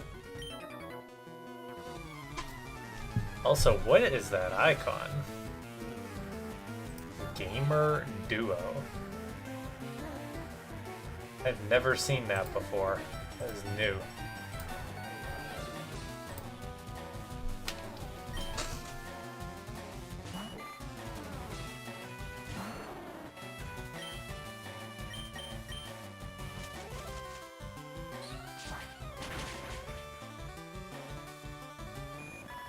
You love it? No clue how you got it?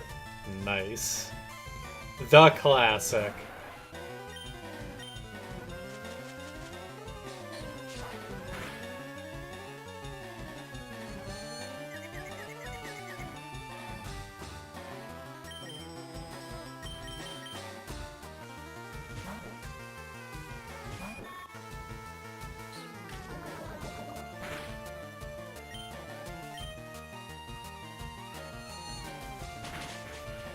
Confusion is just hard carrying this run.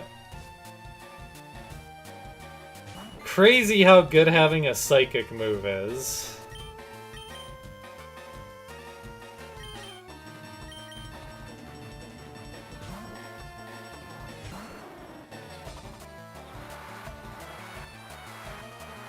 It almost begs the question, should Butterfree actually be a Psychic Pokemon? Although I assume they were going for an angle, like, Butterfree probably has some weird vocal thing that bugs do that make it confusing.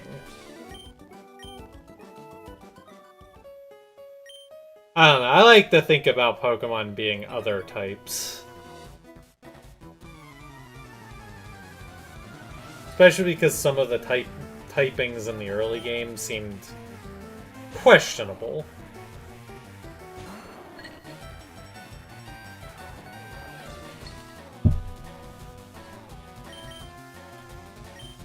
Hold on, I need to get out my Pikachu Slayer. Slayer of Pikachu. Yeah, vibrations. That's the word I'm looking. Oh, God. Oh, no.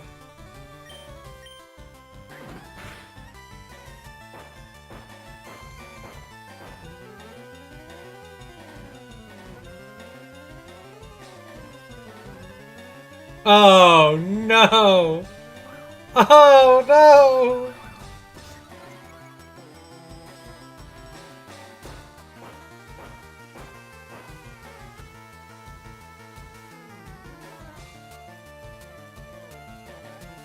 Oh, no!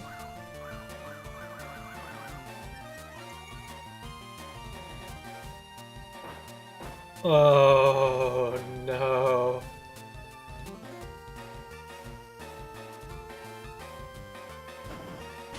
Please one shot. God bless. God bless, Biscuit. You have done it.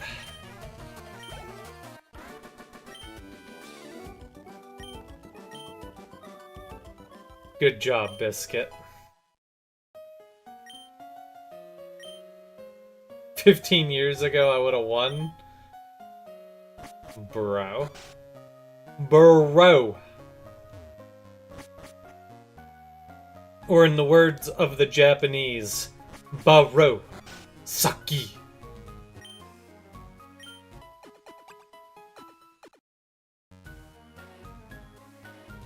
I made that up a couple years ago, and I'm just like, Baro Saki.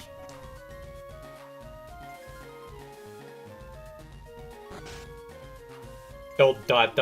me, it was creative, I was a genius. People just don't understand. You don't understand my genius. My ingenuity, my brilliance.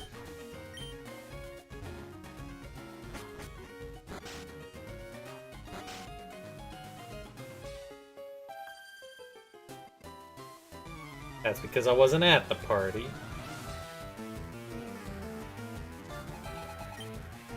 Oh look, it's done, guys.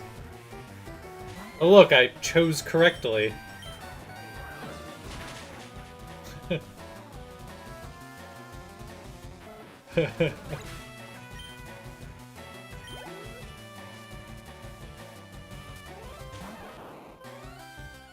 Oh no!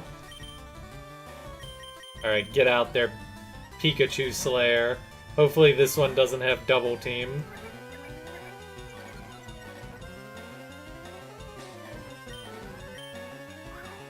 Oh no! Ah!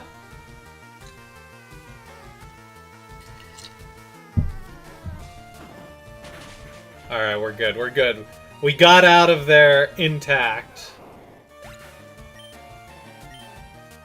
Remember when I said the RNG gods maybe were on my favor now after the 7777? They're not on my side.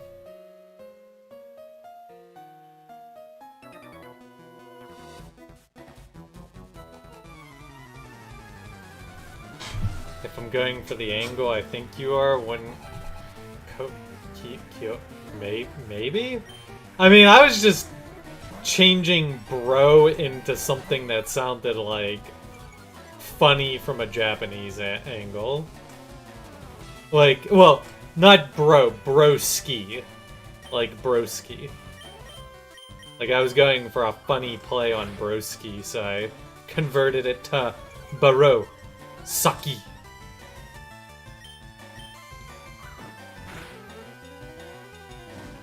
Tis just a meme. I'm not being serious here.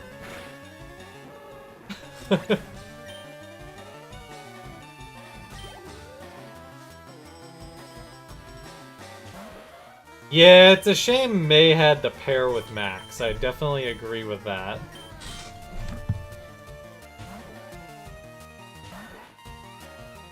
Max did occasionally have, like, an okay moment here and there. But, kids anime integrating, like, an extra young kid always seems like an interesting choice. I'm sure my resident Digimon discusser, Wolverine, would probably have some comments on the likes of TK and Tommy and Frontier Digimon. Max didn't do much outside of Ralts and Jirachi. I mean, he also dragged Brock by the ear.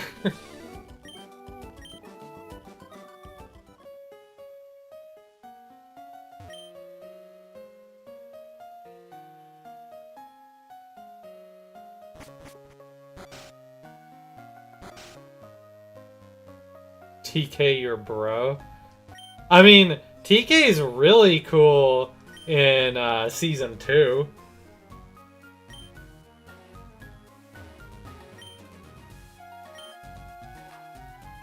But boy, he's rough in Season 1. I didn't mind when I was a kid, though, and I think that might be the point. Like, when you're younger, you can tolerate those things more. But once you get old, whew, it's a struggle. You know what? I can take Gary without healing. You have to watch Try? Honestly, you're probably better off not. Bonjour. Guys, X and Y is confirmed. X and Y remakes confirmed. Oh wait, that already exists. It's called ZA.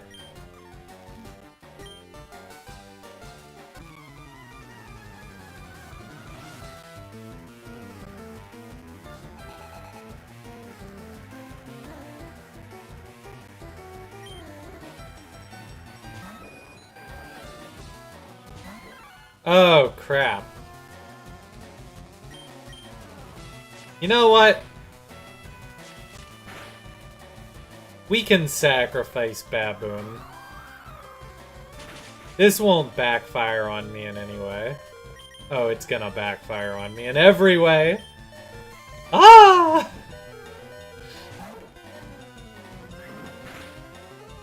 Why don't I have an answer to flying Pokemon? The sad thing is I'm over here no, I do have an answer for flying Pokemon in my final party.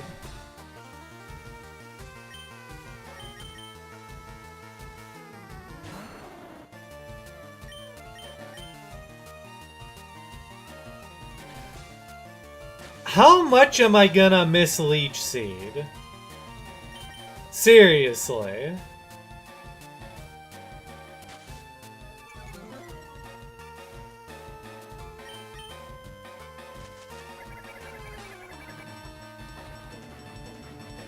It's like a guaranteed miss at this point.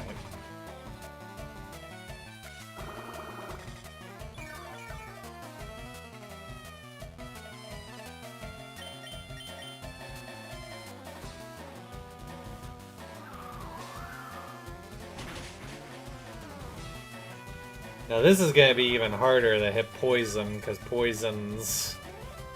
this is only a 75% move in the first place. And I'm double sand attacked. Maybe I should just try hitting it.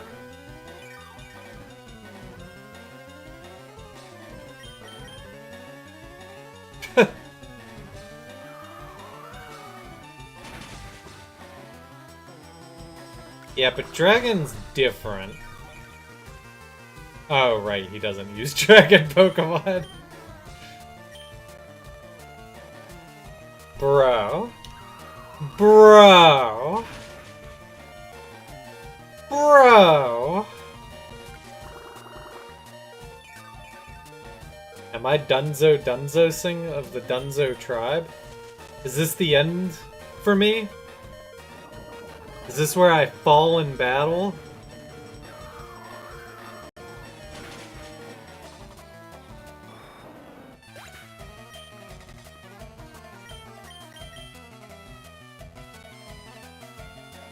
Go get him, Bellsprout.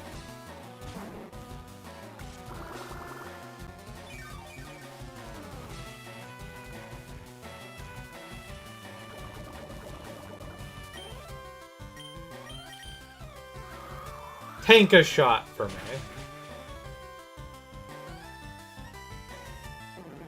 That way Mankey can actually eat all that juicy EXP.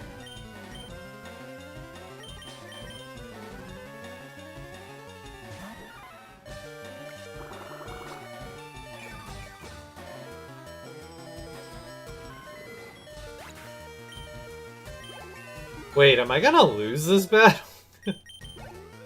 What's its last? He's got 3 more Pokemon!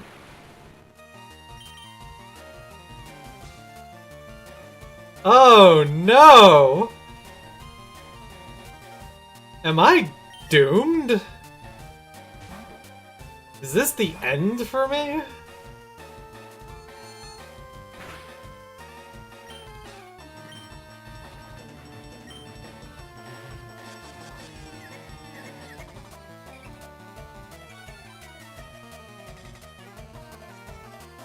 I didn't even know that was a move. What?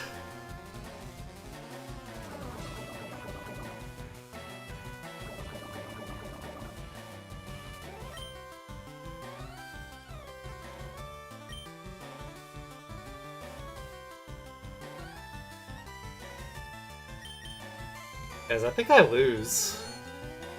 I think this is GG.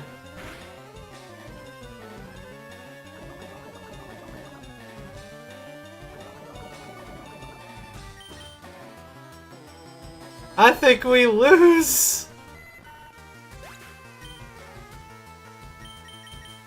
Alright, Mankey. I need you to get out there and Fury Swipe and outspeed. Oh god, it's doomed. It's doomed! I'ma lose!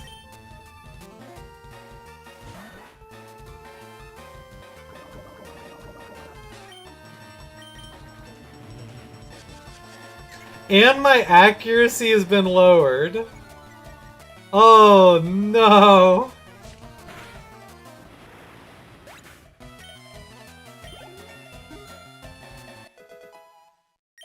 Biscuit, it's all on you!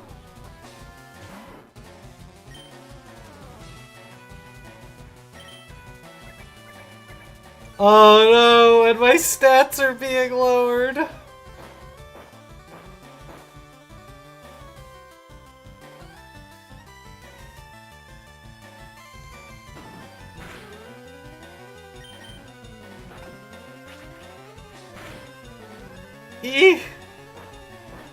Alright, don't miss.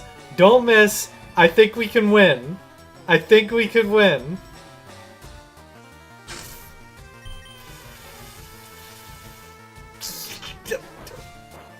RNG giveth, RNG taketh!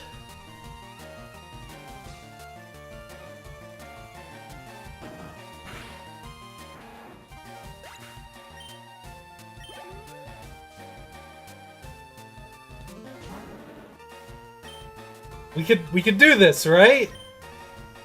Oh no! Oh no! It's so doomed! Oh no! I can't watch! What the f-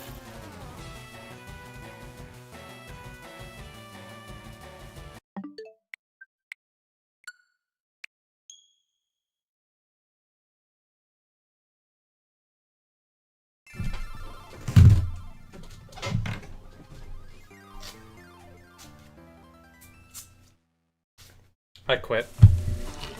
Time to retire. I'm washed.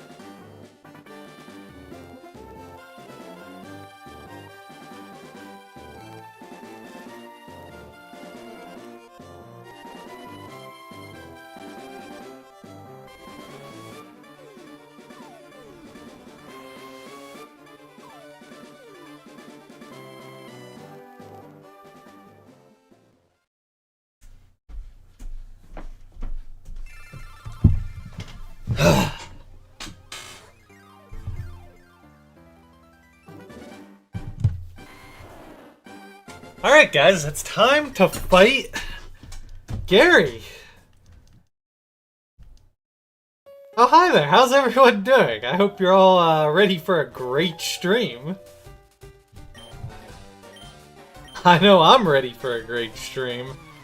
We're about to kick Gary's butt.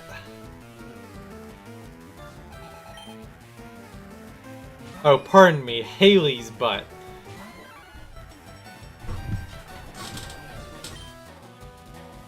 Oh, I do still have Mankey in the lead, don't I?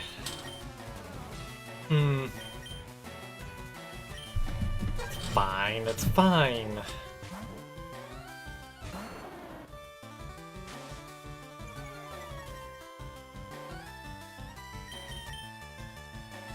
This time we're gonna hit Leech Seed. By the way,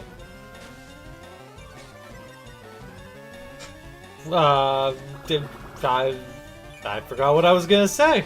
I don't even remember. I don't remember anything right now. It's all kind of a mystery to me.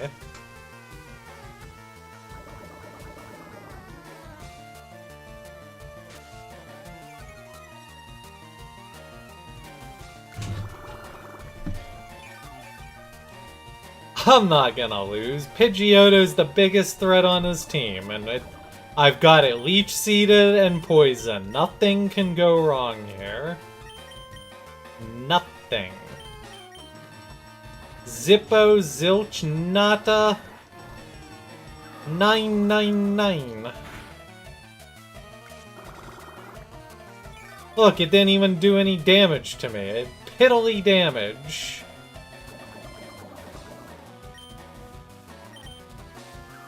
Piddlier to the piddles. I don't even know what that means, but it means something.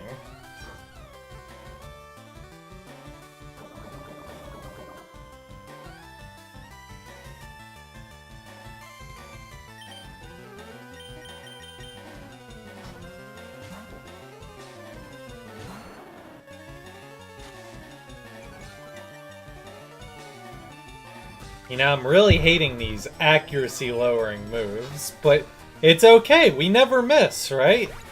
We have been 100% accurate today.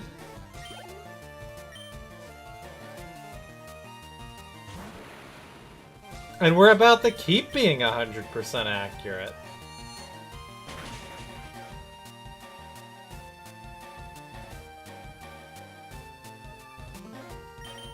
Sorry, I blinked. Seemed like something happened in that blink. Can't quite put my finger on it, though.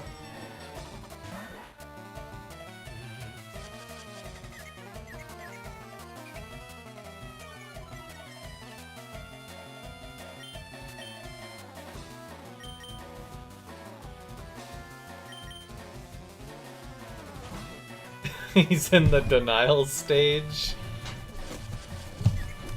That implies I've ever been in any other stage but denial.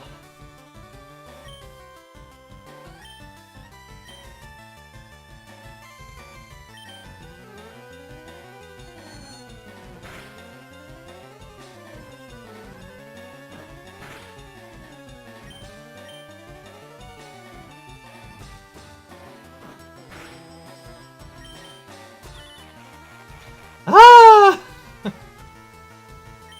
I've been countered!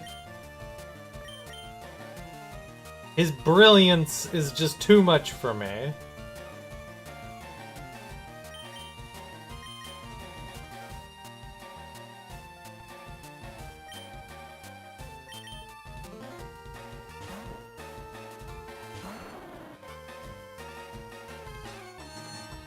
Oh, now you use confusion.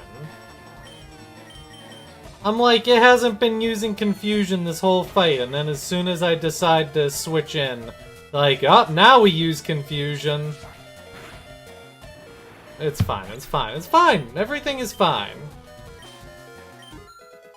We are winning this battle, no problem.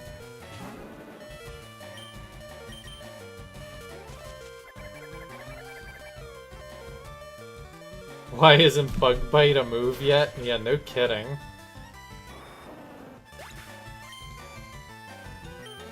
Alright, Biscuit. It is your time to shine.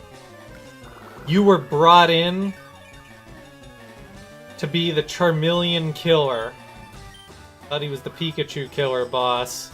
No, he is the Charmeleon killer.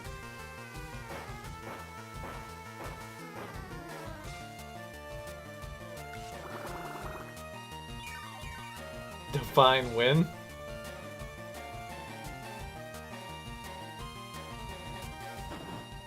Oh yeah. Oh yeah, that's the stuff right there. GG. Get wrecked.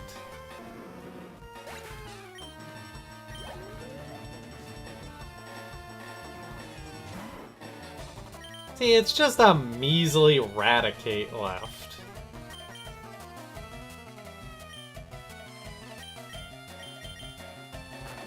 Who fears something like a rat? A rat! I should probably just dig, huh? Oh, no! Uh-oh. Uh-oh. Uh-oh. People in the Middle Ages fear it.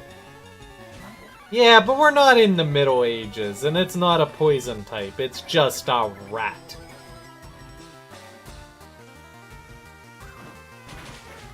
And you know what beats rats? Monkeys beat rats.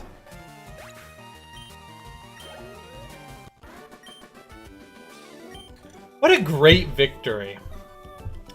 Haley was just wiped out.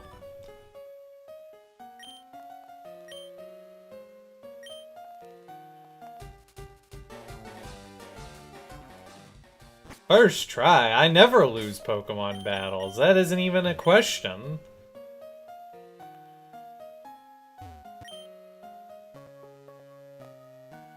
It beats rats pressing the LR button. I can't help it, man. My hands like default to hovering the LR buttons.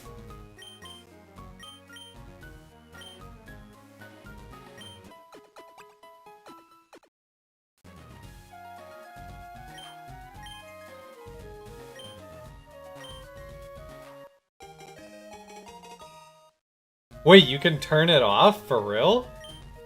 How? What is your secret technique?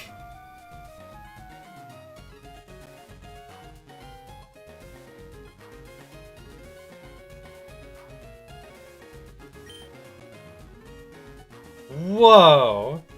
Incredible.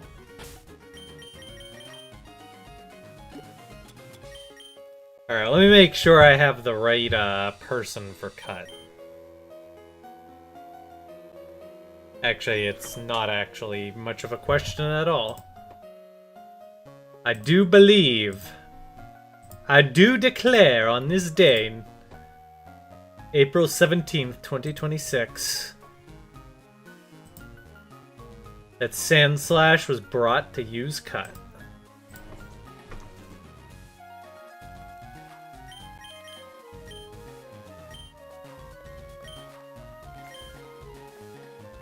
It isn't far-fetched?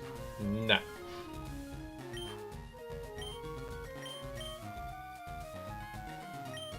Biscuit is here to cut trees like a boss.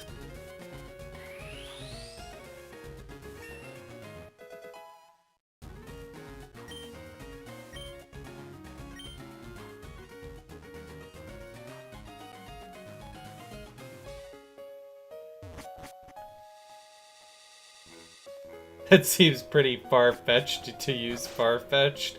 Exactly. Biscuit earned promotion, and it's well-deserved. That is true. If only Biscuit was 2 levels higher. Oh well. It is fine. Actually, we might be able to get him there.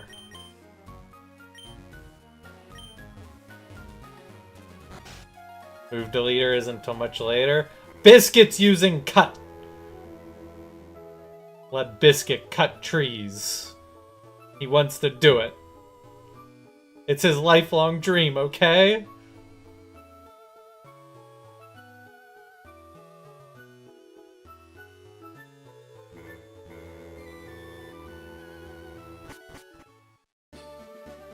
What would have happened if I was like 2 seconds slower getting off of that boat?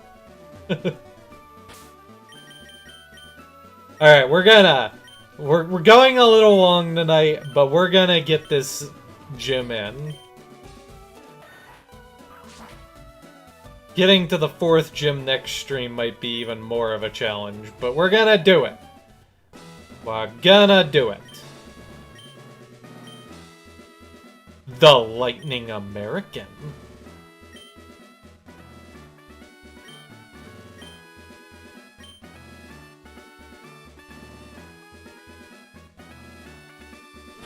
The Sailor probably doesn't use electric types, huh? But I want EXP on Biscuit. Who am I to deny a dream? Exactly. Do not deny Biscuit his dream.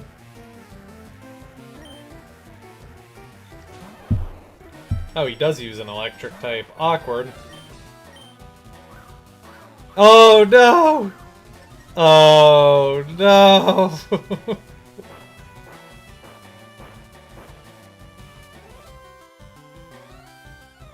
This is fine.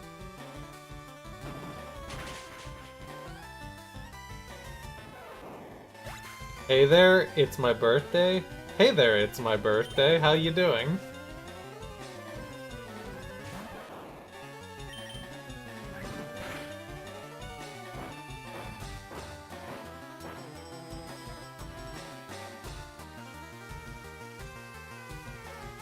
Oh wait, I screwed that up, didn't I? Oh well. I've ascended to new levels of dad jokes. They're so great that people don't even understand them.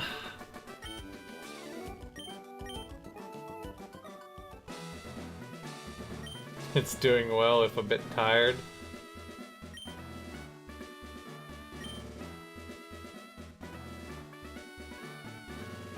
Should I go heal? Nah, it'll be... Well, no! Because my attack is tied to double, a 2-turn attack. And my RNG is not a thing. I don't have positive RNG. I will save more time going and healing than just getting para-hacked.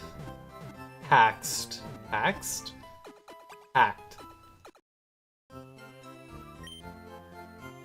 I guess I could buy some paralyze heals and not be a ninny, but yeah, no. I mean, I might have a few. I have one. Fine. We'll buy like 4. No more, no less. 4. I lied. We'll buy... Nah. That's... We'll actually stock up on some stuff. Wait, I don't need this. Yeah. Has anyone even used an ice move yet in this game? I feel like ice heals are the biggest bait.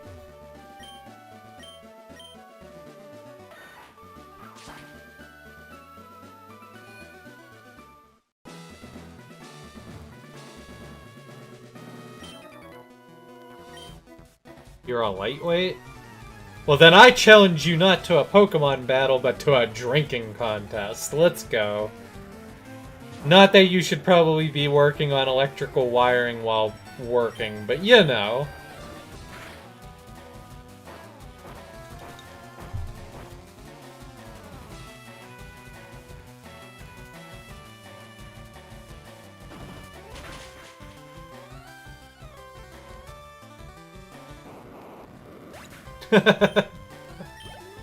Whoever downs a bottle of Jack Daniels and kills over last wins. True. That'll be a showdown for the ages.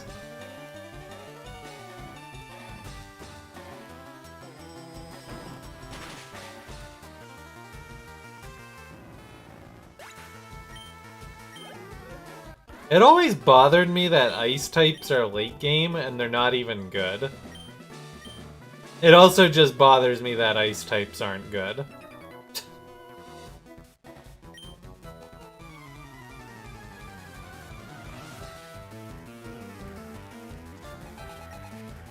Like, theoretically, there's an alternate universe where ice types are my favorite Pokemon if the type just didn't suck.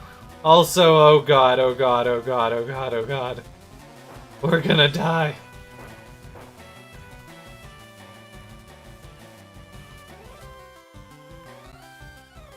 Oh no. Oh no. Super Snow Run. I actually like Glalie and Frostlass, but not enough to be Super Snow Run.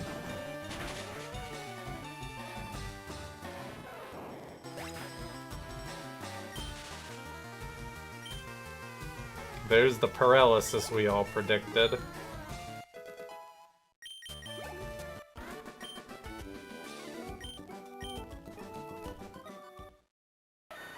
Aw, yeah, baby.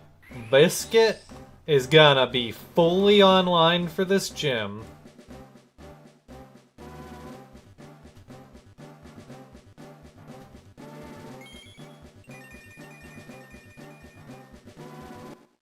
Oh.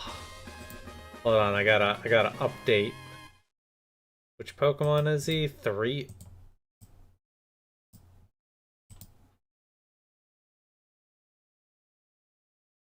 Three, 2. Bam.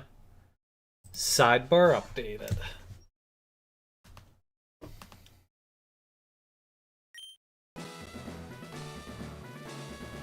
Lumiose at night.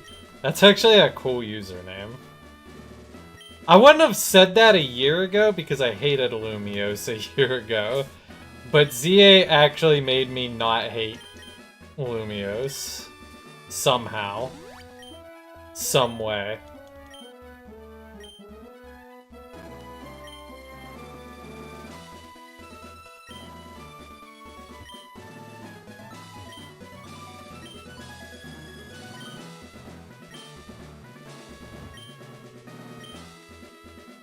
Apparently there's just a whole lot of trash here.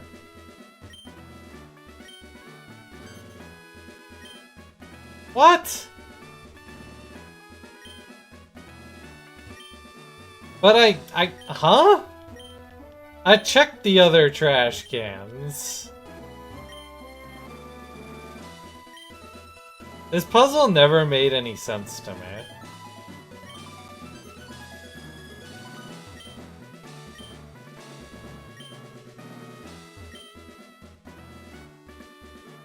Like, am I stupid?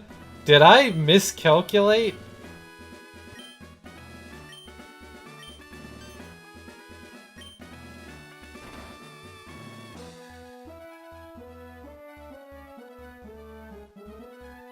Oh. For some reason I thought there was a second half to this. Apparently I didn't realize that there isn't. Alright, I got 6 power points on Dig. I think my Lieutenant Sarge Slayer is ready to go. Alright, let's do this. Hey kid, what do you think you're doing here? Kicking your butt? My puny power.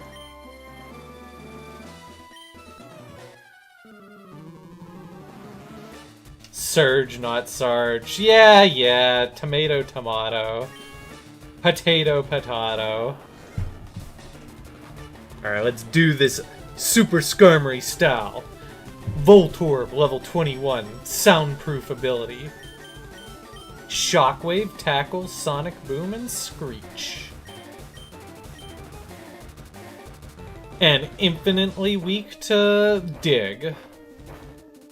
Although it actually does have normal moves, so, you know.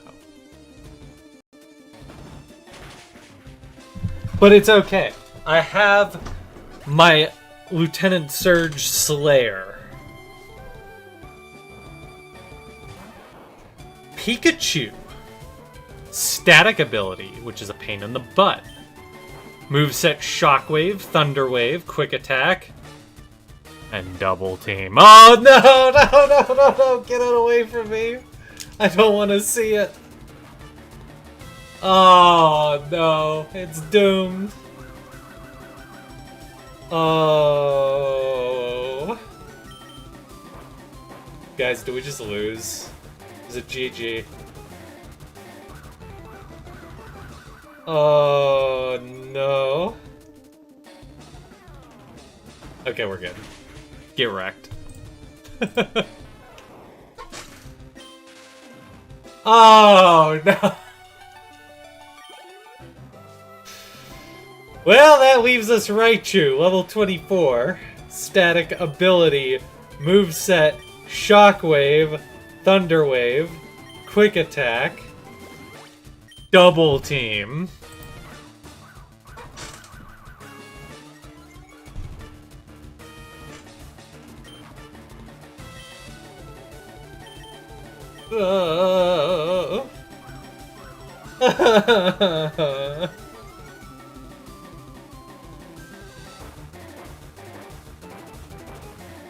This is a roller coaster of emotions, and we aren't even watching Roller Coaster Tycoon. No, stop!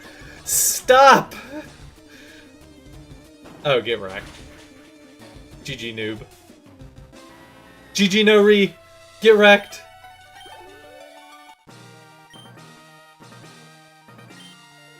You're the real deal, kid.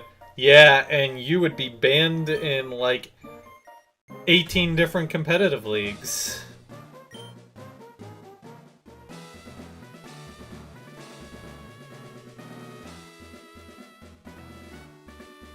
Easy work indeed.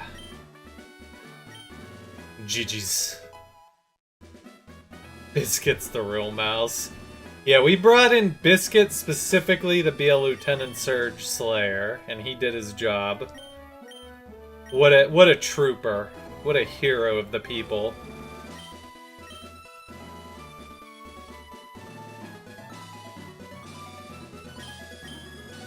Also, I just realized my trainer ID is actually astoundingly close to my work ID.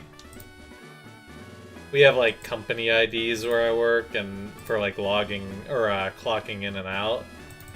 And it's not my exact number, but it is close. That's kind of funny. Now you guys are all gonna hack me at work. Don't dox thyself. Well, first off, you would have to know the company I work for, and the company I work for doesn't even have a website.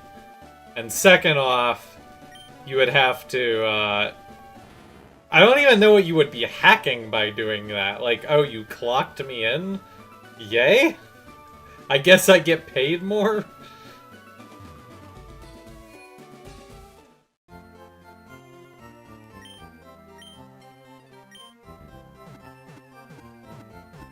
It's not like it's my social or anything like that, you know? Alright, folks. We definitely went a little bit long today on Pokemon. Find out your last name isn't Mega Skarmory? Yeah, that's gonna be a real disappointment when you learn that. Alright. So, we're gonna wrap up Fire and Leaf Green today. We got the 3rd gym done. A few reminders. Sunday, stream might not happen. I'm thinking more probable now based on the conversation I had with my dad an hour ago when I went downstairs. Excuse me. So, I'm thinking Sunday will probably still be streaming. But I will let you guys know on Discord if Sunday's stream doesn't happen. We'll see if we could work our way to the 4th gym. That one might be a doozy to get to. So that's what's going on in Stream World. If you are watching on YouTube, I am wrapping up stream for the night, but I will be continuing on Twitch. We are going to do Squawk with Skarm. I will try to upload those episodes to YouTube later if you can't tune in. And then we'll do After Hours. We'll probably do Popcorn Talk tonight. And then super late at night, I don't know what we're going to play, but we're going to find something and we're going to play it. And it's going to be great. And you guys are going to love it. For the 5 of you who stay awake with me. But anyways, that's going to be it for Fire and Leaf Green tonight. I hope you all enjoyed that part of the segment. Have a wonderful rest of your night if you are tuning out. If not, you can join me on Twitch, and we will continue streaming Squawk with Skarm. So, thank you very much. I'll work on a better outro transition / something or other eventually. Yeah. One of these days I'll figure it out. Okay.